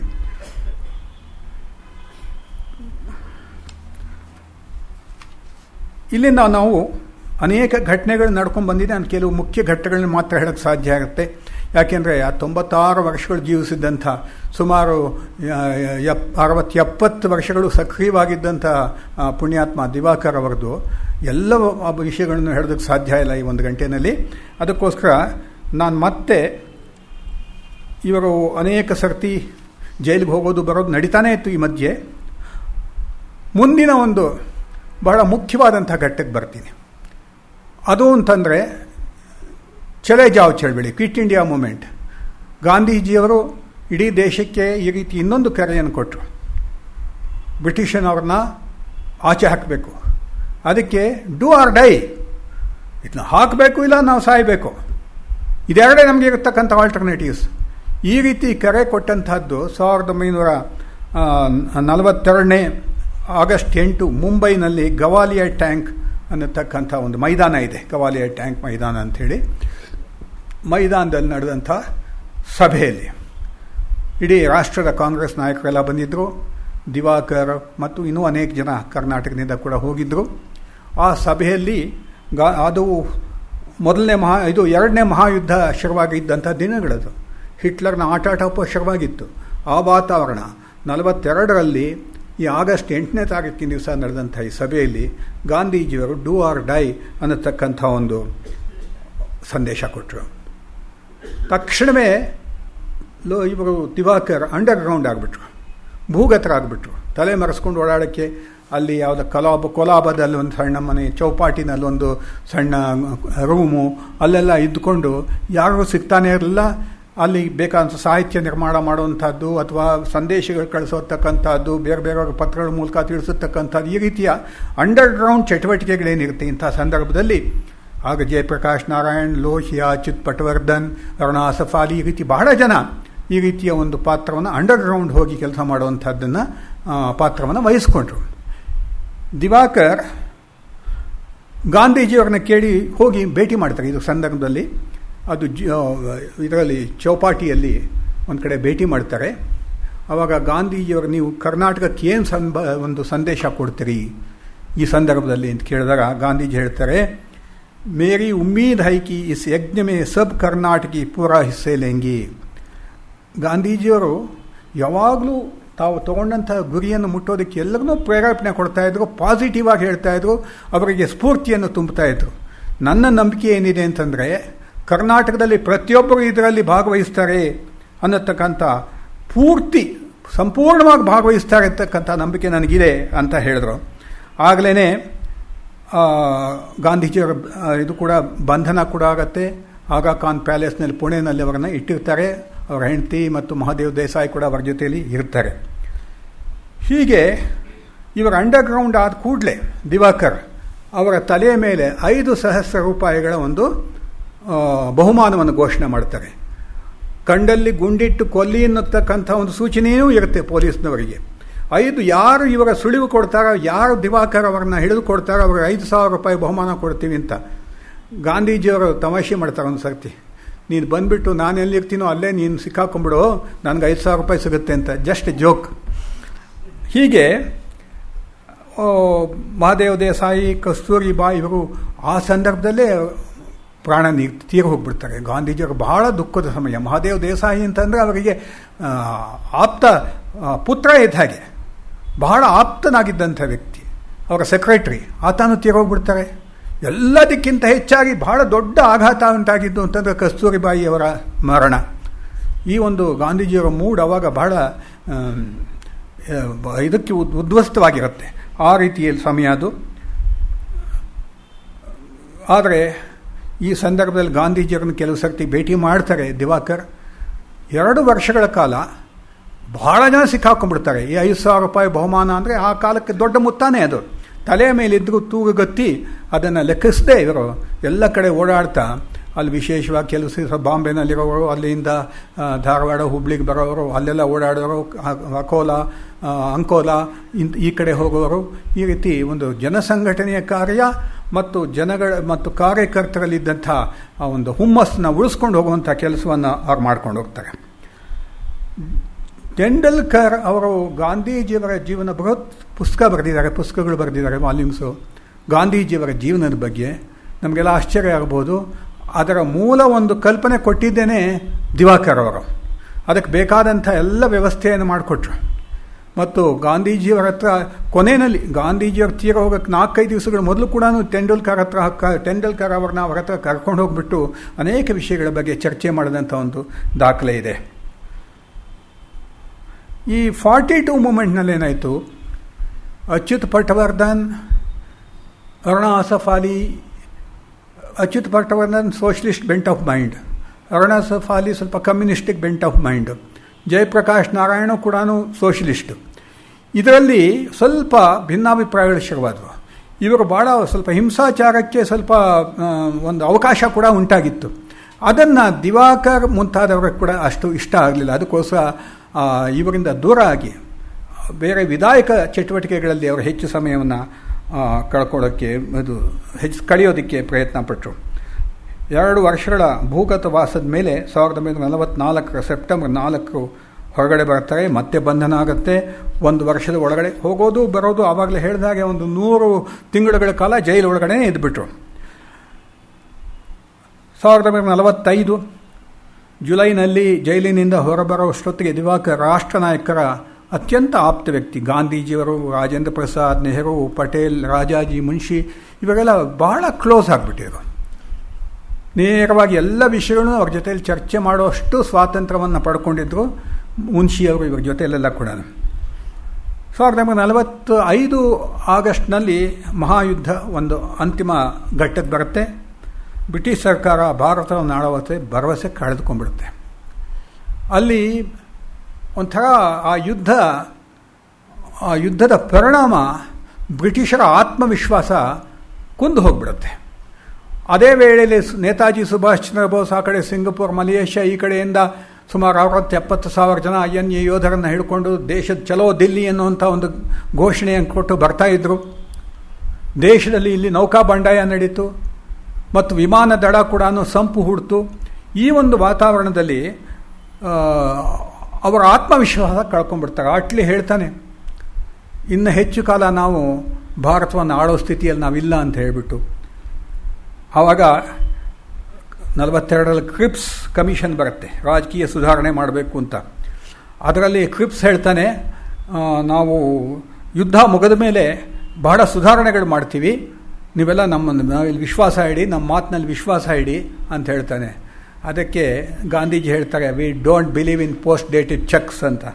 ಅಲ್ಲಿದ್ದಂಥ ಪಟ್ಟಾಭಿ ಸೀತಾರಾಮಯ್ಯನವರು ಹೇಳ್ತಾರೆ, the post dated cheques of A sinking bank we don't want ಅಂತ ಹೇಳ್ತಾರೆ. ಅಂದರೆ ಈ ರೀತಿ ನೇರವಾಗಿ it's A sinking bank, post dated check ನಮಗೆ ಹತ್ತಕ್ಕೆ ಹೋಗಿ ಅಂತ. ಹೀಗೆ ಈ ರೀತಿಯ ವಾತಾವರಣದಲ್ಲಿ ಸ್ವಾತಂತ್ರ್ಯದ ದಿನಗಳು ಇಷ್ಟು ವರ್ಷಗಳ ಕಾಲ 20ನೇ ಇಸ್ವಿ ಅಂತಾನೆ ತಗೊಂಡು 1920 ಅದಕ್ಕೆ ಮೊದಲು ಕ್ರಾಂತಿಕಾರಿಗಳು ಇವರೆಲ್ಲ ಕೂಡ ಬೇಕಾದಷ್ಟು ಹೋರಾಟ ಮಾಡಿದ್ರು. ಅದಕ್ಕೆ ಮೊದಲು ವಿವೇಕಾನಂದರು ಇತ್ಯಾದಿ ಇವಾಗ ದಯಾನಂದ ಸರಸ್ವತಿಗಳು ಮಾನಸಿಕತೆಯನ್ನು ಸಿದ್ಧ ಮಾಡಿದ್ರು ನಮ್ಮ ದೇಶದ್ದು. ಈ ರೀತಿ ಒಂದು ಛಲದಿಂದ ಏನು 1857ರ ಒಂದು ಸ್ವಾತಂತ್ರ್ಯ ಸಂಗ್ರಾಮದ ಕಾಲದಿಂದಲೂ ಕೂಡ, ಅದಕ್ಕಿಂತ ಮುಂಚೆ ನಮ್ಮ ಕಿತ್ತೂರು ರಾಣಿ ಚೆನ್ನಮ್ಮ, ಸಂಗೊಳ್ಳಿ ರಾಯಣ್ಣ ಈ ರೀತಿ ಪ್ರಾರಂಭವಾದಂಥ ಸ್ವಾತಂತ್ರ್ಯ ಚಳುವಳಿ ಒಂದು ನಿರ್ಣಾಯಕ ಘಟ್ಟಕ್ಕೆ ಬರುವಂಥ ಒಂದು ಸಂದರ್ಭ ಅದು. ಬ್ರಿಟಿಷ್ನವರು ಭಾರತವನ್ನು ಬಿಟ್ಟು ಹೋಗಬೇಕು ಅನ್ನುವಂತಕ್ಕಂಥ ಮನಸ್ಥಿತಿಗೆ ಬಂದು ಮುಟ್ಬಿಟ್ಟಿರ್ತಾರೆ. ಅದಕ್ಕೋಸ್ಕರ ಮಾತುಕತೆಗಳು, ಸಂಧಾನಗಳೆಲ್ಲ ಶುರುವಾಗುತ್ತೆ. ಆ ಸಂದರ್ಭದಲ್ಲಿ ಸಂವಿಧಾನ ಸಮಿತಿ ರಚನೆ ಆಗುತ್ತೆ. ಅದಕ್ಕೆ ಗಾಂಧೀಜಿ ದಿವಾಕರರು ಆವಾಗವಾಗ ಗಾಂಧೀಜಿಯವರ ಹತ್ರ ಮಾತನಾಡಿಕೊಂಡು ಸಂವಿಧಾನ ಸಮಿತಿ ಬಗ್ಗೆ ಒಂದು ಮುಂದೆ ಆಡಳಿತಾತ್ಮಕವಾಗಿ ಹೇಗಿರಬೇಕು ಅನ್ನುವಂಥದ್ದು ದೇಶ ಚರ್ಚೆ ಮಾಡ್ತಾ ಇರ್ತಾರೆ. ಅದಕ್ಕೋಸ್ಕರ ಸಂವಿಧಾನ ಸಮಿತಿಗೆ ಇವರ ಹೆಸರು ಸೂಚನೆ ಮಾಡ್ತಾರೆ. ಅವರ ಸೇರ್ಪಡೆ ಆಗ್ತಾರೆ. ರಾಜೇಂದ್ರ ಪ್ರಸಾದ್ ಅಧ್ಯಕ್ಷಿತ ಸಂವಿಧಾನ ಸಮಿತಿ 1949 ನವೆಂಬರ್ ವೇಳೆಗೆ ಸಿದ್ಧವಾಗುತ್ತೆ. 26ನೇ ತಾರೀಕು ಎಲ್ಲ ಸಹಿ ಆಗ್ತಾರೆ. ದಿವಾಕರರು ಕೂಡ ಸಂವಿಧಾನಕ್ಕೆ ಸಹಿ ಹಾಕಿದಂಥವರೊಬ್ಬರು. 1950 ಜನವರಿ 26ರಂದು ಸಂವಿಧಾನ ಜಾರಿಗೆ ಬಂತು, ಗಣರಾಜ್ಯ ಆಯಿತು. ಇದು ನಮ್ಮ ದಿವಾಕರ್ ಅವರ ಸ್ವಾತಂತ್ರ್ಯ ಹೋರಾಟ, ಸ್ವಾತಂತ್ರ್ಯದ ಗಳಿಕೆಯವರೆಗಿನ ಒಂದು ಹಂತ. ಇದಾದಮೇಲೆ ಸ್ವಾತಂತ್ರ್ಯ ನಂತರ ಅವರು ಇನ್ನೂ ಹೆಚ್ಚು ಆಕ್ಟಿವ್ ಆದರು. ಕರ್ನಾಟಕದಿಂದ ಹೋದಂಥ ಒಬ್ಬ ಪ್ರಭಾವಿ ರಾಜಕಾರಣಿಯಾಗಿ ದೆಹಲಿಯಲ್ಲಿ ಅವರು ಬೆಳಗೋದಕ್ಕೆ ಶುರುವಾದರು. ರಾಜ್ಯಸಭಾ ಸದಸ್ಯರಾದರು. ಕೆಲವೇ ದಿವಸಗಳಲ್ಲಿ ನೆಹರು ಅವರು ಮಂತ್ರಿಮಂಡಲ ರಚಿಸಿದಾಗ ಅದರಲ್ಲಿ ವಾರ್ತಾ ಮತ್ತು ಪ್ರಸಾರ, ಆವಾಗ ಆಕಾಶವಾಣಿ ಮತ್ತು ಪ್ರಸಾರ ವಾರ್ತಾ ಖಾತೆ ಅಂತ ಹೇಳ್ತಾ ಇದ್ರು, ಅದಕ್ಕೆ ಮಂತ್ರಿಯಾದರು. ಆಕಾಶವಾಣಿ ಕೇಂದ್ರ ಧಾರವಾಡದಲ್ಲಿ ಶುರುವಾಗಿ ಅಲ್ಲಿ ಕನ್ನಡದಲ್ಲಿ ವಾರ್ತೆಗಳು ಬರೋದಕ್ಕೆ ಅವರೇ ಕಾರಣಕರ್ತರಾದರು. ಬಹಳ ಶಿಸ್ತಿನಿಂದ ಜೀವನ ನಡೆಸ್ತಾ ಇದ್ದರು. ಇದರ ನಡುವೆ 1931ರಲ್ಲಿ ಸೆಪ್ಟೆಂಬರ್ 14ನೇ ತಾರೀಕು ಅವರಿಗೊಂದು ಮಗು ಹುಟ್ಟುತ್ತೆ. ಆ ಮಗು ಅನಂತರಾವ್ ಅಂತ ಅವ್ರ ಮಗ. ನಮ್ಮ ಧ್ರುವನಾರಾಯಣ ಅವರಿಗೆಲ್ಲ ಚೆನ್ನಾಗಿ ಪರಿಚಯ ಇದ್ದಂಥವರು. ಅವರ ಜನನವಾದ ಮೇಲೆ ಮಗುವಿಗೆ ಜನ್ಮ ಕೊಟ್ಟಂಥ ಶ್ರೀಮತಿ ರಾಧಾಬಾಯಿ ಕೇವಲ ಒಂದು 8-10 ದಿವಸಗಳಲ್ಲೇ ತೀರೋಗ್ಬಿಡ್ತಾರೆ. ಅಲ್ಲಿಂದ 31ನೇ ಇಸ್ವಿಯಿಂದ ಏಕಾಕಿ ಮಗ ಅನಂತರಾವ್, ಇವರೊಬ್ಬ ಕಾರ್ಯದರ್ಶಿ ಶ್ರೀನಿವಾಸರಾವ್ ಅಂತ, ಇಷ್ಟೇ ಸಂಸಾರ. ಅದು ದೆಹಲಿಯಲ್ಲಿ ಇದು ವಾರ್ತಾ ಮಂತ್ರಿಯಾಗಿ ಇದ್ದಂಥ ದೊಡ್ಡ ಬಂಗಲೆ ಇರಲಿ, ಅಥವಾ ಆನಂತರ ಅವರ ರಾಜಭವನ, ಬಿಹಾರದಲ್ಲಿ ರಾಜ್ಯಪಾಲರಾಗಿದ್ದಂಥ ರಾಜಭವನ ಇರಲಿ, ಈ 4 ಜನದ್ದೇ ಸಂಸಾರ, ಹೆಚ್ಚು ಜನ ಇಲ್ಲ. ಅಲ್ಲೇ ಸರಳವಾದಂಥ ಊಟ, ವಿಶೇಷಗಳೇನೂ ಇಲ್ಲ, ಸರಳ ರೊಟ್ಟಿ ಇಂಥದ್ದನ್ನೇ ಮಾಡ್ಕೊಂಡು ಜೀವನ ನಡೆಸಿದಂಥ ಅವರವರು. ಹೀಗೆ ರಾಜೇಂದ್ರ ಪ್ರಸಾದರ ಸ್ನೇಹ ಭಾಳ ಚೆನ್ನಾಗಿರುತ್ತೆ. ಅವರಿಗೆ ಇವರ ಮೇಲೆ ಈತನ ಒಂದು ಬರವಣಿಗೆ ಬಿಹಾರ್ ಥ್ರೂ ಏಜಸ್. ಇದಕ್ಕೆ ಬಿಹಾರಕ್ಕೆ ದಿವಾಕರ್ ಅವರು ರಾಜ್ಯಪಾಲರಾಗಿ ಹೋದ ಮೇಲೆ ಅಲ್ಲಿ ಬಿಹಾರ್ ಥ್ರೂ ಏಜಸ್ ಅನ್ನತಕ್ಕಂಥ ಒಂದು ಗ್ರಂಥಕ್ಕೆ ಎಡಿಟರ್ ಆದರು. ಅನೇಕ ಜನಗಳ ಕೈನಲ್ಲಿ ಬಿಹಾರದ ಒಂದು ಇತಿಹಾಸವನ್ನು ಅದು ನೋಡಿ ನಮ್ಮ ರಾಜೇಂದ್ರ ಪ್ರಸಾದ್ ಅವರು ಬಿಹಾರದವರೇ ಅದಕ್ಕೆ ಸಮರ್ಪಣೆ ಮಾಡಿದ್ರು. ಅವರಿಗೆ ಸಿಕ್ಕಾಪಟ್ಟೆ ಸಂತೋಷ ಆಗುತ್ತೆ ರಾಜೇಂದ್ರ ಪ್ರಸಾದ್ಗೆ. ಎಂಥ ಒಂದು ದೊಡ್ಡ ಮಹತ್ ಸಾಧನೆ ಆದ ಹಾಗೆ. ಯಾಕೆಂದರೆ ಅವರೆಲ್ಲ ಭಾವಜೀವಿಗಳು. ಇವತ್ತಿನ ರಾಜಕಾರಣಿಗಳು ಹಾಗಲ್ಲ. ಇವರೆಲ್ಲ ಒಂದು ಮಹಾನ್ ಉದ್ದೇಶದಿಂದ ದೇಶವನ್ನು ಕಣ್ಣು ಮುಂದೆ ಇಟ್ಕೊಂಡು, ರಾಷ್ಟ್ರವನ್ನು ಕಣ್ಣು ಮುಂದೆ ಇಟ್ಕೊಂಡು, ಅವರ ಮನಸ್ಸಿನಲ್ಲಿ ಭಾರತ ಅಂತಂದರೆ ಒಂದು ಭೂಮಿ ಅಂತ ಅಲ್ವೇ ಇಲ್ಲ, ಭಾರತ ಮಾತೆ ಅಂತೇನೆ. ಗಾಂಧೀಜಿ ಆಗಲಿ, ರಾಜೇಂದ್ರ ಪ್ರಸಾದ್ ಆಗಲಿ, ಇವರೆಲ್ಲ ಹೇಳ್ತಾ ಇದ್ದಿದ್ದೆ ಭಾರತ ಮಾತೆ ಅಂತ. ಆಗಿನ ಕಾಂಗ್ರೆಸ್ನವರೆಲ್ಲ ಹೇಳ್ತಾ ಇದ್ದಿದ್ದು ಭಾರತ ಮಾತೆ ಅಂತನ. ಈ ರೀತಿ ಒಂದು ಭಾವನಾತ್ಮಕ ಕಲ್ಪನೆ ಇದ್ದಿದ್ದರಿಂದ ಯಾವಾಗ ಬಿಹಾರ್ ಥ್ರೂ ಏಜಸ್ ಅನ್ನತಕ್ಕಂಥ ಒಂದು ಪುಸ್ತಕದಲ್ಲಿ ಆ ಹಿಂದಿನ ಒಂದು ಇತಿಹಾಸವನ್ನೆಲ್ಲ ಕೂಡ ಬುದ್ಧ ಇತ್ಯಾದಿ ಎಲ್ಲವನ್ನು ಸೇರಿಸಿ ಒಂದು ಅಧಿಕೃತವಾದಂಥ ಗ್ರಂಥವನ್ನು ಇವರು ಎಡಿಟ್ ಮಾಡಿದ್ರು, ಅದನ್ನು ನೋಡಿ ರಾಜೇಂದ್ರ ಪ್ರಸಾದ್ ಅವರಿಗೆ ಬಹಳ ಸಂತೋಷ ಆಗುತ್ತೆ. ಹೀಗೆ 1920ರವರೆಗೂ ಕಾಂಗ್ರೆಸ್ನ ಭಾಷೆ ಇಂಗ್ಲೀಷ್ನಲ್ಲೇ ಇತ್ತು. ಅಂದರೆ ಅಲ್ಲಿ ನಡೀತಾ ಇದ್ದಂಥ ಎಲ್ಲ ವ್ಯವಹಾರಗಳು, ಭಾಷಣಗಳು ಎಲ್ಲ ಕೂಡ ಇಂಗ್ಲೀಷ್ನಲ್ಲೇ ಇತ್ತು. ಅದರಿಂದ ಸಾಮಾನ್ಯ ಜನರಿಗೆ ಕಮ್ಯುನಿಕೇಟ್ ಆಗೋದು ಕಷ್ಟ ಆಗ್ತಾಯಿದ್ರು. ಗಾಂಧೀಜಿಯವರು ಪ್ರಾಂತವಾರ ಭಾಷಾವಾರ ಪ್ರಾಂತಗಳನ್ನು ನಾವು ಮಾಡಿ ಅಲ್ಲಿ ನಮ್ಮ ಭಾಷೆಯಲ್ಲಿ ಒಂದು ಚಟುವಟಿಕೆ ನಡೀಬೇಕು ಅನ್ನತಕ್ಕಂಥದ್ದನ್ನು ಒಂದು ವಿಷಯವನ್ನು ಮಂಡಿಸಿದ್ರು. ಆ ರೀತಿ ಅದಕ್ಕೆ ಕರ್ನಾಟಕ ಪ್ರಾಂತಿಕ ಕಾಂಗ್ರೆಸ್ ಅಂತ ಶುರುವಾಯಿತು. ಅದಕ್ಕೆ 19ರಲ್ಲಿ ದಿವಾಕರ್ ಅವರು ಅಧ್ಯಕ್ಷರಾದರು. ಇದು ಸ್ವಲ್ಪ ಹಿಂದಕ್ಕೆ ಹೋಗಿದೆ. ಅದೆಲ್ಲ ಸ್ವಾತಂತ್ರ್ಯ ಹೋರಾಟದ ಸಮಯದಲ್ಲಿ, ಸ್ವಾತಂತ್ರ್ಯಾನಂತರ ಕರ್ನಾಟಕ ಏಕೀಕರಣಕ್ಕೆ ಯಾವ ರೀತಿ ಪುಷ್ಟಿ ಸಿಕ್ತು ದಿವಾಕರಿಂದ ಅಂತ ಹೇಳೋದಕ್ಕೋಸ್ಕರ ಈ ಹಿನ್ನೆಲೆಗೆ ಹೋಗ್ತಾ ಇದ್ದೀನಿ. ಅಲ್ಲಿ ರಾಜ್ಯ ಘಟನಾ ಸಭೆ ಆಗಿತ್ತು ಯಾವಾಗ 1929ರಲ್ಲಿ. ಅದಕ್ಕೆ ಮೋತಿಲಾಲ್ ನೆಹರು ಅಧ್ಯಕ್ಷರು. ಅವರ ಮುಂದೆ ಹೋಗಿ ಏಕೀಕೃತ ಕರ್ನಾಟಕದ ಕಲ್ಪನೆಯನ್ನು ಮಂಡಿಸಿದವರೇ ಏಕೈಕ ವ್ಯಕ್ತಿ ಅಂತಂದರೆ ದಿವಾಕರ್ ಅವರು. ಈ ಒಂದು ಪರಿಕಲ್ಪನೆಯನ್ನು ಇಟ್ಟರು. ಈ ರೀತಿ ಹರಿದು ಹಂಚಿ ಹೋಗಿದ್ದಂಥ ಕನ್ನಡ ಭಾಷಿಕರಿರ್ತಕ್ಕಂಥ ಎಲ್ಲ ಪ್ರದೇಶಗಳು ಕೂಡ ಸೇರಿ ಒಂದು ಕರ್ನಾಟಕ ಆಗಬೇಕು, ಕರ್ನಾಟಕದ ಏಕೀಕರಣ ಆಗಬೇಕು ಅನ್ನೋಂಥ ಕಲ್ಪನೆಯನ್ನು ಮೋತಿಲಾಲ್ ನೆಹರು ಅವರ ಮುಂದೆ ಅವರಿಟ್ಟಾಗ ಅವರಿಗೆ ಬಹಳ ಸಂತೋಷ ಆಯಿತು. ಇದು ಆಗಬೇಕಾದಂಥ ಕೆಲಸ ಅಂತ ಸಮರ್ಥನೆ ಮಾಡಿದರು, ಮೆಚ್ಚುಗೆ ವ್ಯಕ್ತಪಡಿಸಿದರು. ಹೀಗೆ ಈ ಒಂದು ಆಗ ನಮ್ಮ ಭಾಳ ಜನ ಇದು ಹೀಗೆ ಆವಾಗ ಸಣ್ಣ ಪ್ರಮಾಣದಲ್ಲಿ ಶುರುವಾದಂಥ ಕರ್ನಾಟಕ ಏಕೀಕರಣದ ಒಂದು ಕೂಗು ಬರ್ತಾ ಬರ್ತಾ ಬರ್ತಾ ಒಂದು ಚಳವಳಿಯಾಗಿ ಇಡೀ ಒಂದು ಎಲ್ಲ ಕಡೆ ಹಬ್ಬಿ ಕೊನೆಗೆ 1956ರಲ್ಲಿ ಕರ್ನಾಟಕದ ಒಂದು ಉದಯ ಆಯಿತು.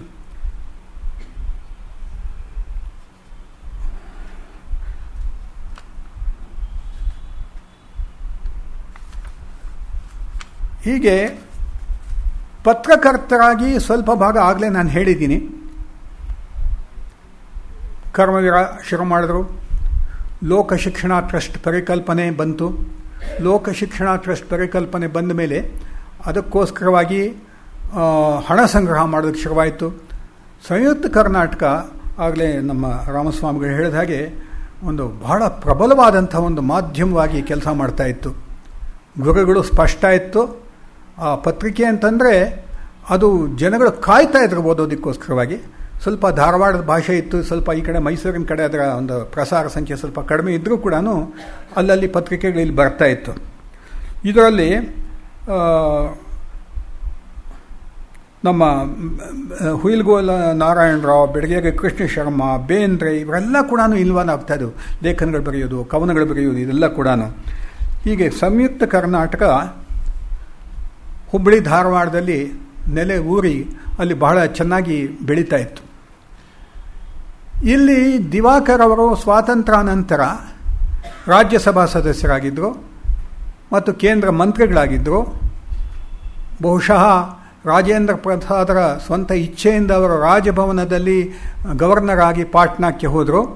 ಅದೇ ಸಮಯದಲ್ಲಿ KM ಮುನ್ಷಿ ಅವರು ಉತ್ತರ ಪ್ರದೇಶದ ಒಬ್ಬ ರಾಜ್ಯಪಾಲರಾಗಿ ಇದ್ದರು. ಅವರಿಬ್ಬರು ಬಹಳ ಸ್ನೇಹಿತರು.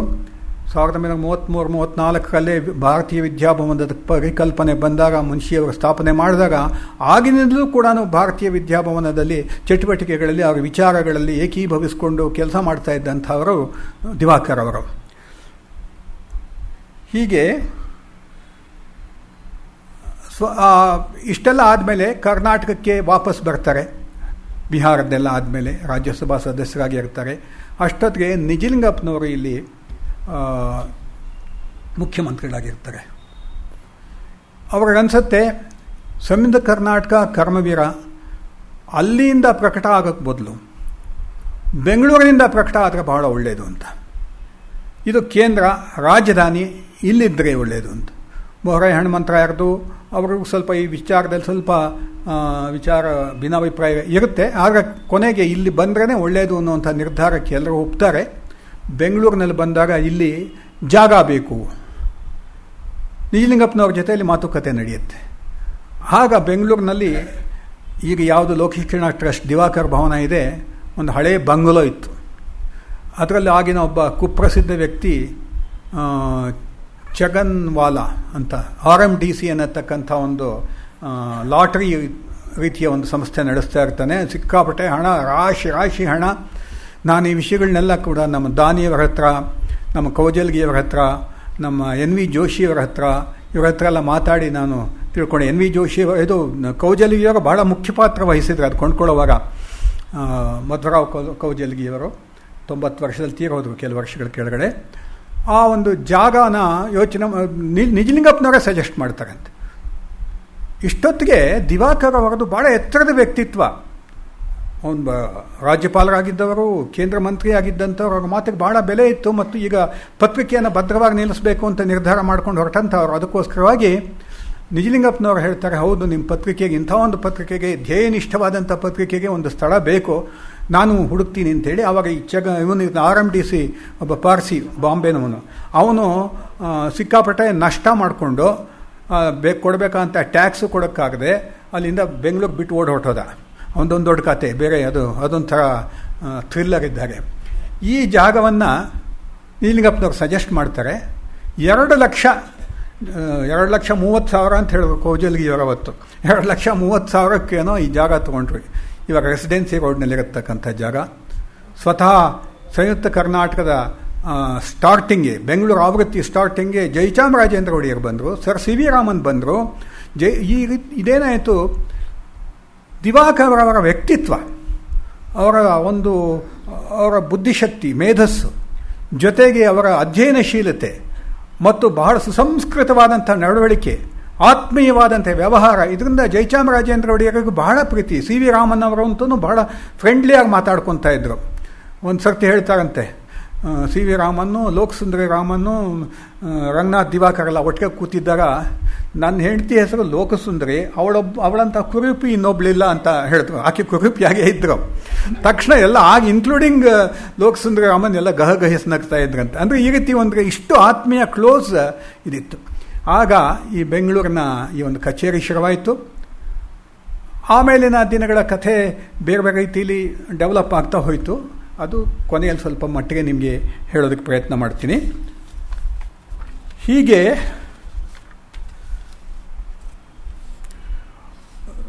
ದಿವಾಕರ್ ಅವರು ಕೇವಲ ರಾಜಕಾರಣಿಯಾಗಿ ಸ್ವಾತಂತ್ರ್ಯ ಹೋರಾಟಗಾರನಾಗಿ ಮಾತ್ರ ಇರಲಿಲ್ಲ, ಬಹುಮುಖ ಪ್ರತಿಭೆ, ಬಹುಮುಖ ವ್ಯಕ್ತಿತ್ವವನ್ನು ಇದ್ದಂಥ ವ್ಯಕ್ತಿಯಾಗಿದ್ದರು. ಲೇಖಕರಾಗಿ ಅವರು ನೀಡಿದಂಥ ಕೊಡುಗೆ ಕೂಡ ಬಹಳ ಅಮೂಲ್ಯವಾದಂಥದ್ದು.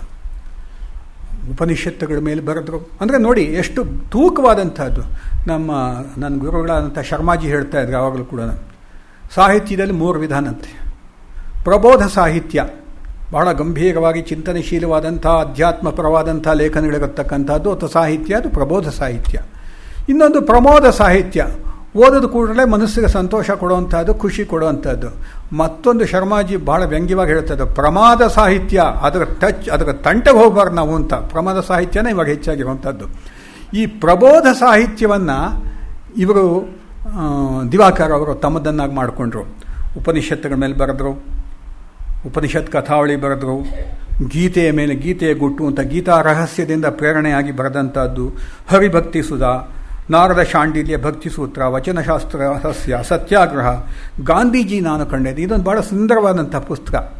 ಗಾಂಧೀಜಿಯವರ ಅಂತ್ಯ ಆದಾಗ ಅಲ್ಲೇ ಇರ್ತಾರೆ.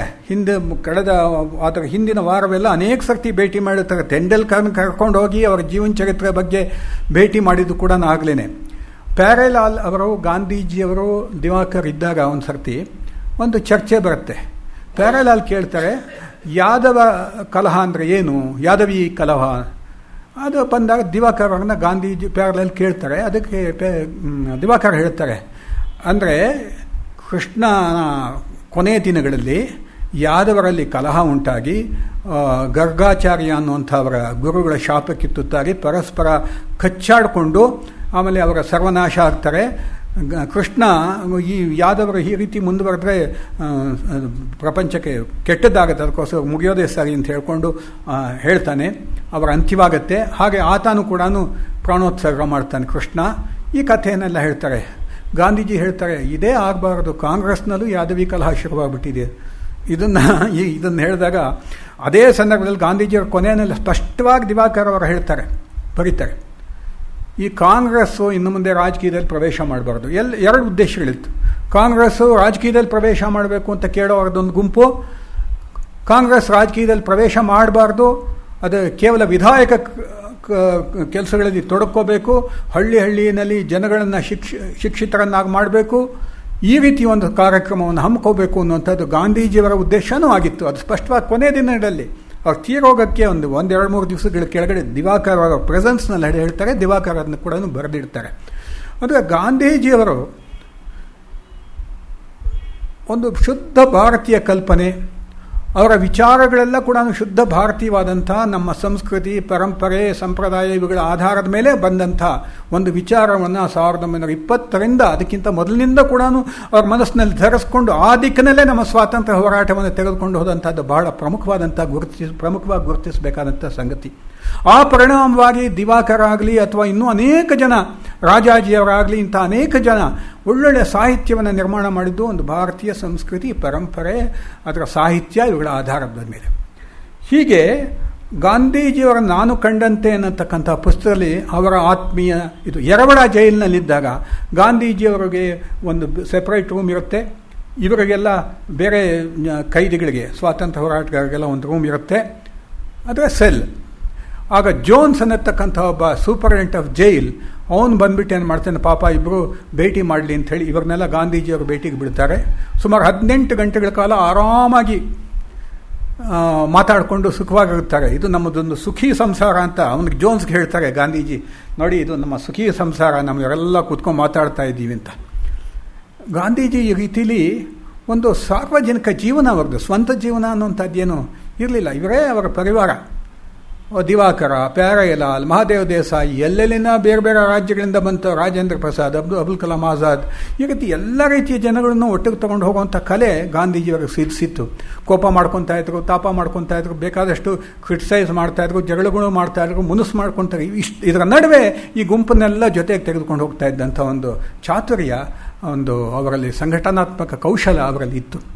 ಹೀಗೆ ಆ ಜೈಲಿನಲ್ಲಿ ಇದ್ದಾಗ ದಿವಾಕರ್ ಮತ್ತು ಅವರ ಸ್ನೇಹಿತರು ಗಾಂಧೀಜಿಯವರನ್ನು ಅವರ ಸೆಲ್ನಲ್ಲಿ ಭೇಟಿ ಮಾಡಿ ಅನೇಕ ಗಂಟೆಗಳ ಕಾಲ ಅನೇಕ ವೈಚಾರಿಕ ವಿಷಯಗಳ ಬಗ್ಗೆ ಕೂಡ ಚರ್ಚೆ ಮಾಡೋದನ್ನು ನಾವು ನೋಡ್ತೀವಿ.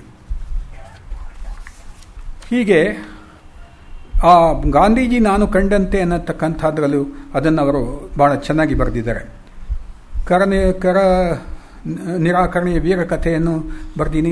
ವಿದ್ಯಾಭವನದಲ್ಲಿ, ಭಾರತೀಯ ವಿದ್ಯಾಭವನದಲ್ಲಿ ಬಹಳ ಸಕ್ರಿಯ ಪಾತ್ರ ವಹಿಸ್ತಾ ಅಲ್ಲಿ ಬರ್ತಾ ಇದ್ದಂಥ ಪುಸ್ತಕಗಳ ಬಗ್ಗೆ ಭಾಳ ಚರ್ಚೆ ಮಾಡ್ತಾ ಇವರ ಜೊತೆಯಲ್ಲಿ, ಮುನ್ಷಿಯವ್ರ ಜೊತೆಯಲ್ಲಿ ಮತ್ತು ಮಿಕ್ಕವರ ಜೊತೆಯಲ್ಲಿ ಒಳ್ಳೆಯ ಸಾಹಿತ್ಯ ಬರೆಯೋದಕ್ಕೆ ಅವ್ರು ಸಾಧ್ಯ ಆಯಿತು. ಅಲ್ಲೇ ಬುದ್ಧನ ಮೇಲೆ ಒಂದು ಸುಂದರವಾದಂಥ ಪುಸ್ತಕವನ್ನು ಬರೆದಿದ್ದಾರೆ. ಅದು ಕೂಡ ಭಾರತೀಯ ವಿದ್ಯಾಭವನದಿಂದನೇ ಪ್ರಕಾಶಗೊಂಡಿದೆ. ಹೀಗೆ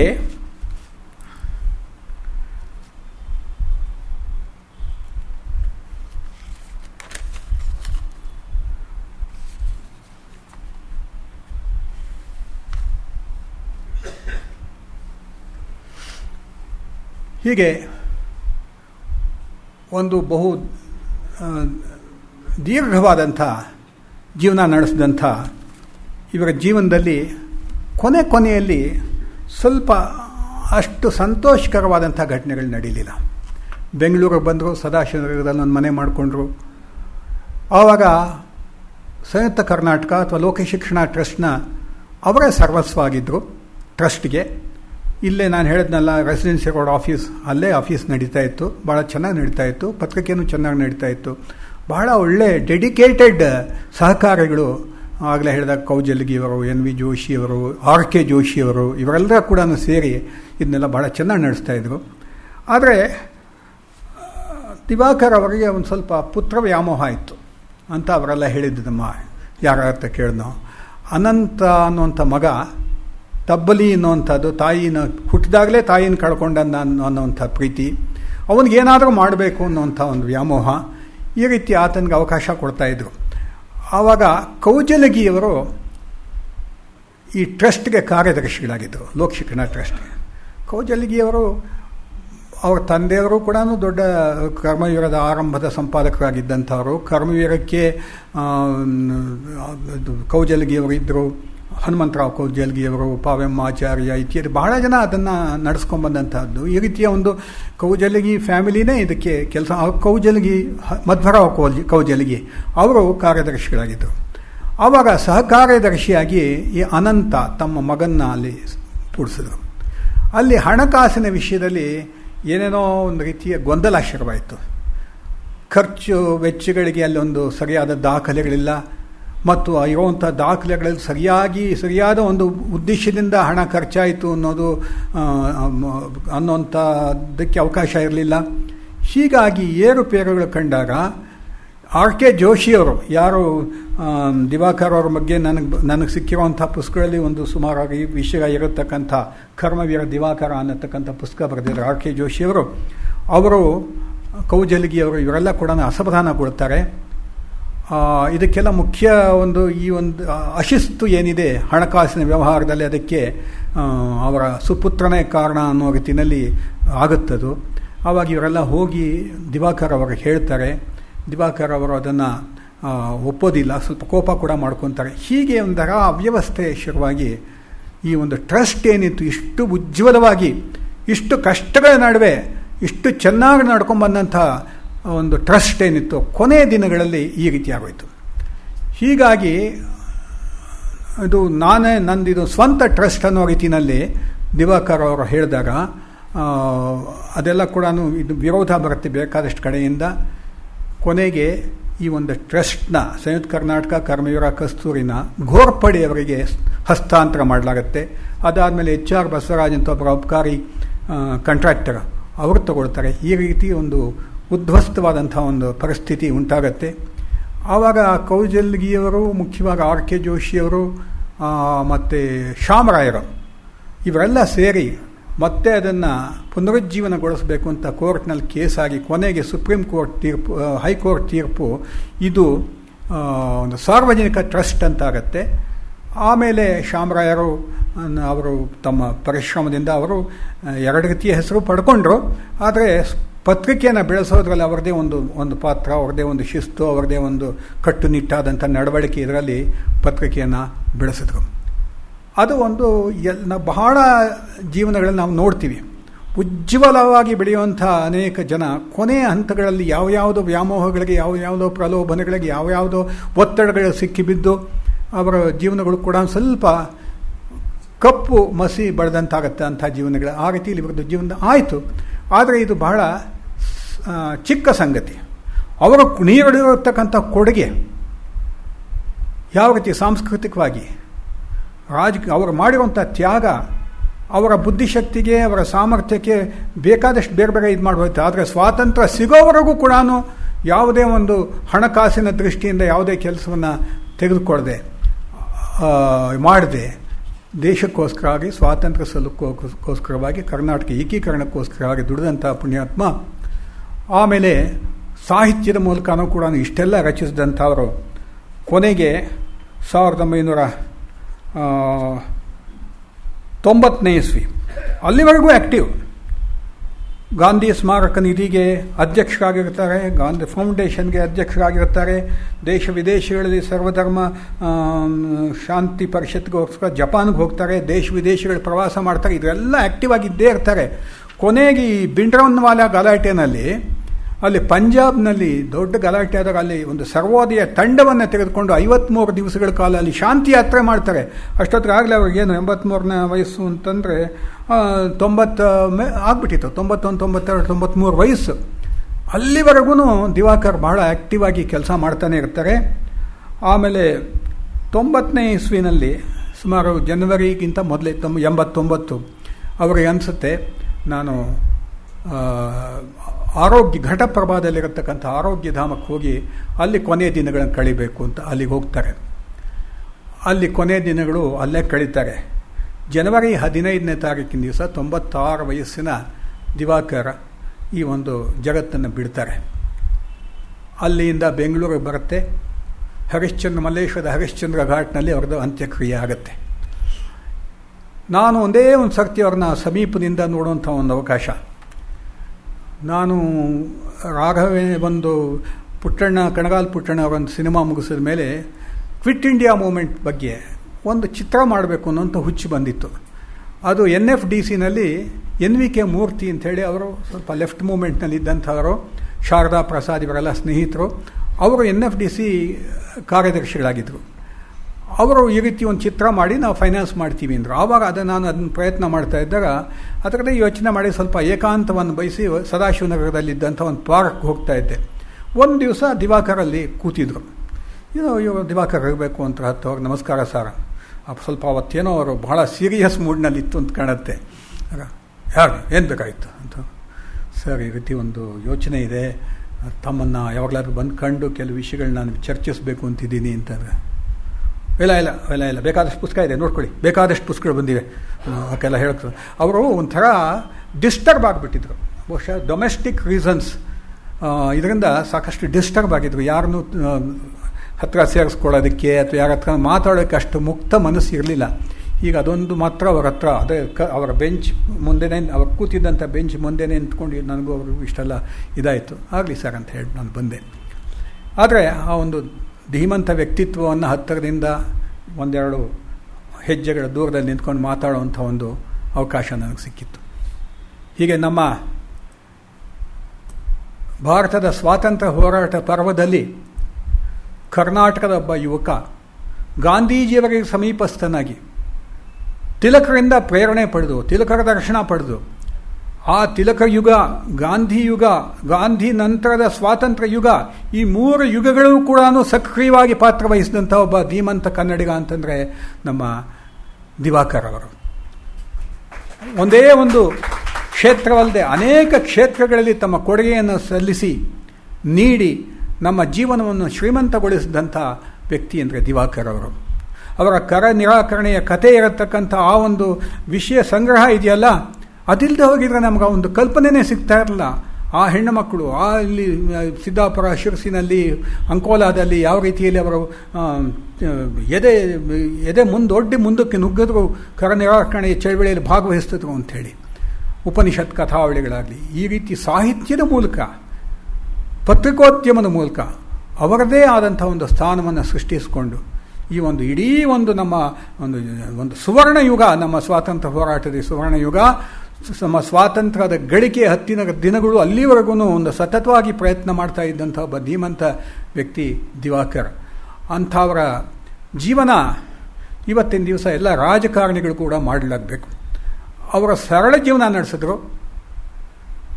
ಆ ದಿನಗಳಲ್ಲಿ ಗಾಂಧೀಜಿಯವರ ಪ್ರಭಾವಕ್ಕೆ ಸಿಕ್ಕಿದಂಥ ಅನೇಕ ರಾಜಕಾರಣಿಗಳು ಸರಳ ಜೀವನವನ್ನೇ ನಡೆಸಿದ್ರು. ಇವತ್ತಿನ ದಿವಸದ ರಾಜಕಾರಣಿಗಳಿಗೆ ಅವ್ರನ್ನ ಹೋಲಿಸೋದಕ್ಕೆ ಸಾಧ್ಯವೇ ಇಲ್ಲ. ಎಷ್ಟು ಭ್ರಷ್ಟ ಆಗಿಬಿಟ್ಟಿದೆ ನಮ್ಮ ಜೀವನ ಶೈಲಿ ಅಂತ ನೋಡಿದ್ರೆ ನಮಗೆ ಅನೇಕ ಸರ್ತಿ ಆಶ್ಚರ್ಯ ಆಗುತ್ತೆ. ಗಾಂಧೀಜಿಯವರ ಕಾಲ ಅಥವಾ ಅವರ ಕೆಲವು ರಾಜೇಂದ್ರ ಪ್ರಸಾದ್ ಆಗಲಿ, ಮುನ್ಷಿಯವರಾಗಲಿ, ಎಂಥ ವ್ಯಕ್ತಿಗಳು ಗಾಂಧೀಜಿಯವರ ಛತ್ರ ಛಾಯೆಯಲ್ಲಿ ಬೆಳೆದಂಥವರು. ಆ ರೀತಿಯೊಬ್ಬರು ಇವರು. ನೆಹರುಗೂ ಪ್ರಿಯರು, ಪಟೇಲರಿಗೂ ಪ್ರಿಯರು. ಪಟೇಲರು ಬಹುಶಃ ಅವರು ಮೊದಲು ಇದಕ್ಕೆ ವಾರ್ತಾ ಮತ್ತು ಪ್ರಸಾರ ಇಲಾಖೆಯ ಮಿನಿಸ್ಟ್ರಿ ಗೃಹ ಖಾತೆಯ ಕೆಳಗಡೆ ಇತ್ತು, ಹೋಮ್ ಮಿನಿಸ್ಟ್ರಿ ಕೆಳಗಡೆ. ಯಾವಾಗ ದಿವಾಕರ್ ಅವರ ಹೆಸರು ಬಂತು ಭಾಳ ಸಂತೋಷದಿಂದ ನೀವು ತಗೊಳ್ಳಿ ಅಂತ ಬಿಟ್ಕೊಟ್ರು. ಅಂದರೆ ದಿವಾಕರ್ ಆ ರೀತಿ ಒಂದು ವಿಶ್ವಾಸವನ್ನು ಗಳಿಸ್ಕೊಂಡಿದ್ರು ಎಲ್ಲರೂ. ಇಂಥ ಒಬ್ಬ ಧೀಮಂತ ವ್ಯಕ್ತಿಯ ಸ್ಮರಣೆಗೆ ಇವತ್ತಿನ ದಿವಸ ನನಗೆ ಗೋಖಲೆ ಇನ್ಸ್ಟಿಟ್ಯೂಟ್ ಒಂದು ಅವಕಾಶ ಮಾಡಿಕೊಟ್ಟಿದೆ. ಇದು ನಾನು ಸಾಕಷ್ಟು ಓದಬೇಕಾಯ್ತು, ಇದಕ್ಕೆ ಸಾಕಷ್ಟು ನೋಟ್ಸ್ ಮಾಡಿಕೊಂಡಿದ್ದೆ. ಆದರೆ ಅನೇಕ ವಿಷಯಗಳನ್ನ ಹೇಳೋದಕ್ಕೆ ಸಮಯದ ಒಂದು ಅಭಾವ, ಎರಡನೇದು ಹೇಳೋದು ಕೂಡ ಕಷ್ಟ. ಹೀಗಾಗಿ ಕೆಲವು ವಿಷಯಗಳನ್ನು ಮಾತ್ರ ನಿಮ್ಮ ಮುಂದೆ ಇಟ್ಟಿದ್ದೀನಿ. ಅದು ಎಷ್ಟರ ಮಟ್ಟಿಗೆ ನಾನು ಸಫಲನಾಗಿದ್ದೀನೋ ಇಲ್ವೋ ನೀವೇ ಹೇಳಬೇಕು.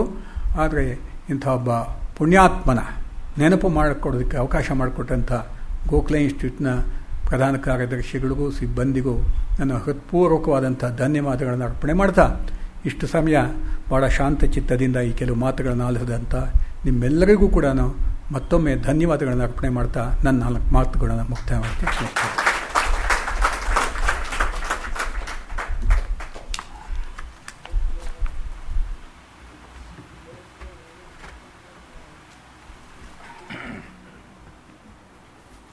ನಮ್ಮ ಮುಂದಿನ ಕಾರ್ಯಕ್ರಮ ನಾಳೆ ಮತ್ತು ನಾಳಿದ್ದು ಈ ಸಂಸ್ಥೆಗೆ ಅತ್ಯಂತ ನಿಕಟವರ್ತಿಗಳಾಗಿದ್ದ ಮಹಾಮಹೋಪಾಧ್ಯಾಯ ವಿದ್ವಾನ್ ಎನ್ ರಂಗನಾಥ ಶರ್ಮಾ ಅವರ ಸ್ಮರಣೆ ಕಾರ್ಯಕ್ರಮ ಇರುತ್ತೆ. ಮುಂದಿನ ವರ್ಷ ಅವರ ಜನ್ಮಶತಾಬ್ದಿ ಬರೋದಿದೆ. ಈಗಾಗಲೇ ಆ ಸರಣಿ ಕಾರ್ಯಕ್ರಮ ಶುರುವಾಗಿದೆ. ಕಳೆದ ತಿಂಗಳು ಒಂದು ಸರಣಿ ನಡೆಯಿತು. 2ನೇ ಸರಣಿ ನಾಳೆ ಮತ್ತು ನಾಳಿದ್ದು ನಡೆಯೋದಿದೆ. ಅವರ ಶಿಷ್ಯರೇ ಆಗಿದ್ದ ಮತ್ತು ಒಳ್ಳೆ ಪ್ರಕಾಂಡ ವಿದ್ವಾಂಸರಾಗಿರುವ ವಿದ್ವಾನ್ ಜಿ ಮಹಾಬಲೇಶ್ವರ ಭಟ್ಟ ಅವರು ವಿದ್ವಾನ್ ರಂಗನಾಥ ಶರ್ಮಾ ಅವರ ಕೃತಿಗಳ ಬಗ್ಗೆ ನಾಳೆ ಮತ್ತು ನಾಳಿದ್ದು ಇಲ್ಲಿ ಮಾತನಾಡೋರಿದ್ದಾರೆ. ತಾವೆಲ್ಲ ಹೆಚ್ಚು ಸಂಖ್ಯೆಯಲ್ಲಿ ಬರಬೇಕು ಅಂತ ಪ್ರಾರ್ಥನೆ. ಈ ವೇದಿಕೆಯಲ್ಲಿ ದಿವಂಗತ ಆರ್ ದಿವಾಕರ್ ಅವರ ಸ್ಮರಣೆ ಆದದ್ದು ನಮಗೆ ವಿಶೇಷವಾದ ಆನಂದವನ್ನು ಕೊಟ್ಟಿದೆ. ಮೊದಲನೇದಾಗಿ ಅನೇಕ ವರ್ಷಗಳುದ್ದಕ್ಕೂ ದಿವಾಕರನ್ನು ನೋಡಿದ್ದವರು ನಮ್ಮಲ್ಲಿ ಅನೇಕರು ಇದ್ದೇವೆ. 90 ದಾಟಿದ ಮೇಲೂ ಕೂಡ ಗಾಂಧಿ ಭವನದಲ್ಲಾಗಲಿ ಬೇರೆ ಕಡೆಗಳಲ್ಲಾಗಲಿ ಕಾರ್ಯಕ್ರಮಗಳೇ ಈ ಕೈಯಲ್ಲೊಂದು ವಾಕರ್ ಇಟ್ಕೊಂಡು ಆ ಸ್ಥಿತಿಯಲ್ಲಿ ಕೂಡ ಬಂದು ಆಸಕ್ತಿಯಿಂದ ಕಾರ್ಯಕ್ರಮಗಳಲ್ಲಿ ಭಾಗವಹಿಸ್ತಾ ಇದ್ರು. ಯಾಕೆಂದರೆ ಜೀವಮಾನವೆಲ್ಲ ಹಾಗೆ ಶಿಸ್ತಿನ ಜೀವನ ಅವರು ನಡೆಸಿದವರು. ಇನ್ನು ಸಹಜವಾಗಿಯೇ ಮೊಹರೆ ಹನುಮಂತರಾಯರಿಗೆ, ದಿವಾಕರ್ಗೆ, DVG ಅವರಿಗೆ 50 ವರ್ಷಗಳುದ್ದಕ್ಕೂ ಆತ್ಮೀಯತೆ ಇತ್ತು. ಎಷ್ಟು ಮಟ್ಟಿಗೆ ಅಂತ ಹೇಳಿದ್ರೆ ಮೊಹರೆ ಹನುಮಂತರಾಯರು ಯಾವಾಗಲಾದರೂ ಬೆಂಗಳೂರಿಗೆ ಬರೋ ಸಂದರ್ಭ ಇದ್ದಾಗ DVG ಅವ್ರ ಮನೆಯಲ್ಲಿ ಬೇರೆಯವ್ರಿಗೆ ಅಪಾಯಿಂಟ್ಮೆಂಟ್ ಕೊಟ್ಬಿಡೋರು. ಅವ್ರ ಮನೆಯಲ್ಲಿ ಸೇರಿಬಿಡೋಣ ಅಂತ ಬೇರೆಯವ್ರಿಗೆಲ್ಲ ಅಲ್ಲೇ ಬರಲಿಕ್ಕೆ ಹೇಳಿಬಿಡೋರು. ಇಷ್ಟು ಮಟ್ಟಿಗೆ ಆತ್ಮೀಯತೆ ಇತ್ತು. ದಿವಾಕರರು ಕೂಡ ಅಲ್ಲಿ ಪದೇ ಪದೇ ಬರ್ತಾಯಿದ್ರು. ಈ ಸಂಸ್ಥೆಗೂ ಕೂಡ ಅನೇಕ ಪ್ರಮುಖ ಘಟ್ಟಗಳಲ್ಲಿ ದಿವಾಕರ್ ಅವರು ಬಂದದ್ದುಂಟು. ವಿಶೇಷವಾಗಿ ಈ ಹೊಸ ಕಟ್ಟಡಕ್ಕೆ ಪ್ರವೇಶ ಮಾಡಿದ ಕೆಲವೇ ದಿವಸಗಳಲ್ಲಿ ದಿವಾಕರರು ಇಲ್ಲಿ ಬಂದು ಶುಭಾಶಯ ಹೇಳಿ ಹೋದರು. ಅನೇಕ ಜನ ಗಣ್ಯರು ಬೆಂಗಳೂರಿಗೆ ಬಂದಾಗ ದಿವಾಕರ್ ಅವರು ಇಲ್ಲಿಗೆ ಕರ್ಕೊಂಡು ಬಂದ ಸಂದರ್ಭಗಳೂ ಉಂಟು. ಆ ರೀತಿ ಒಂದು ಸಲ ಮಂಗಳವೇಳೆ ಶ್ರೀನಿವಾಸರಾಯರನ್ನ ದಿವಾಕರ್ ಇಲ್ಲಿ ಕರ್ಕೊಂಬಂದಿದ್ದರು. ಕೇಂದ್ರ ಮಂತ್ರಿ ದಾತಾರ್ ಅವರು ಒಂದು ಸಲ ಬೆಂಗಳೂರು ಬಂದಾಗ ನೀವು ಅವಶ್ಯವಾಗಿ ಗೋಖಲೆ ಇನ್ಸ್ಟಿಟ್ಯೂಟಿಗೆ ಬರಬೇಕು ಅಂಥೇಳಿ ಅವ್ರನ್ನ ಕರ್ಕೊಂಬಂದಿದ್ದರು. ಹೀಗೆ ಒಂದು ಆ ನಿಕಟವಾದ ಸಂಬಂಧ ಮುಂದುವರೆದಿತ್ತು. ಮತ್ತು ಈಗಾಗಲೇ ಹೇಳಿದಾಗೆ ಅನೇಕ ಪ್ರಮುಖ ಘಟ್ಟಗಳಲ್ಲಿ ಇಲ್ಲಿ ಅವರ ಉಪಸ್ಥಿತಿ ಕೂಡ ಇತ್ತು. ಎಲ್ಲವನ್ನೂ ಇಲ್ಲಿ ಸ್ಮರಿಸುವ ಸಂದರ್ಭ ಇಲ್ಲ. ಆದರೆ ಒಂದು ಮಾತ್ರ ಹೇಳಬೇಕು ಅಂತ ಅನಿಸುತ್ತೆ. ಅವರ ಕಡೆಯ ಕೈಂಕರ್ಯ ಕಂಚಿ ಪರಮಾಚಾರ್ಯರದು ಒಂದು ಅಪೇಕ್ಷೆ ಇತ್ತು. ಅವರ ಶತಾಭಿಷೇಕದ ನಿಮಿತ್ತವಾಗಿ ಏರ್ಪಟ್ಟಿದ್ದ ದತ್ಯ ಮೊದಲ ಉಪನ್ಯಾಸ ಡಿ ವಿ ಗುಂಡಪ್ಪನವರಿಂದ ಆಗಬೇಕು ಅಂತ ಕಂಚಿ ಪರಮಾಚಾರ್ಯರ ನಿರ್ದೇಶ ಇತ್ತು. ಡಿ ವಿ ಜಿಯವರು ಕೂಡ ಪರಮಾಚಾರ್ಯರ ಆದೇಶವನ್ನು ಮನ್ನಿಸಿ ಅವರು ರುಗ್ಣ ಸ್ಥಿತಿಯಲ್ಲಿದ್ದಾಗಲೇ ಮಲಗಿಕೊಂಡೇ ವೇದಾಂತಕ್ಕೆ ಸಂಬಂಧಪಟ್ಟ ತಮ್ಮ ಉಪನ್ಯಾಸವನ್ನು ಬರೆಸಿದ್ರು. ಏತನ್ಮಧ್ಯೆ ಅವರು ತೀರಿಕೊಂಡ್ರು. ಹೀಗಾಗಿ ಅವರು ತೀರಿಕೊಂಡ ಮೇಲೆ ಆ ಕಾರ್ಯಕ್ರಮ ನಡಿಬೇಕಾಯಿತು. ಡಿ ವಿ ಜಿಯವರ ನಿಧನವಾದ ಮೇಲೆ ಮದ್ರಾಸ್ನಲ್ಲಿ ಆ ಕಾರ್ಯಕ್ರಮ ನಡೆಯಿತು. ನಾವು ಇಲ್ಲಿಯ ಕಾರ್ಯಕರ್ತರು, ನಾನು, ವೆಂಕಟರಮಣನ್, ರಾಮಚೈತನ್ಯ ಮದ್ರಾಸ್ಗೆ ಹೋಗಿ ಡಿ ವಿ ಜಿಯವರು ಸಿದ್ಧ ಮಾಡಿದ ಉಪನ್ಯಾಸವನ್ನು ಅಲ್ಲಿ ನಿವೇದನೆ ಮಾಡಿದವು. ಬಾಬು ಅವರು ಹೇಳಿದ ಹಾಗೆ ದಿವಾಕರ್ ಅವರಿಗೆ ಭಾರತೀಯ ವಿದ್ಯಾಭವನದ ಜವಾಬ್ದಾರಿಯು ಇದ್ದದ್ದರಿಂದ ಆ ಕಾರ್ಯಕ್ರಮ ನಾನು ತಪ್ಪದೇ ಬರ್ತೀನಿ ಅಂತ ಹೇಳಿ ಮದ್ರಾಸ್ನಲ್ಲಿ ಆ ಉಪನ್ಯಾಸ ಕಾರ್ಯಕ್ರಮಕ್ಕೆ ಬಂದು ಅಧ್ಯಕ್ಷತೆ ವಹಿಸಿದ್ರು ದಿವಾಕರ್ ಅವರು. ಹೀಗೆ ಅದನ್ನೆಲ್ಲ ನೆನೆಯೋದು ಬಹಳ ಹಾರ್ದವಾದ ಅನುಭವ. ಅವರ ಜೀವನದ ಅನೇಕ ಮುಖಗಳನ್ನು, ಪ್ರೇರಣಾದಾಯಕ ಸಂಗತಿಗಳನ್ನು ಗೆಳೆಯ ಬಾಬು ಕೃಷ್ಣಮೂರ್ತಿ ಪರಿಚಯ ಮಾಡಿಕೊಟ್ಟಿದ್ದಾರೆ.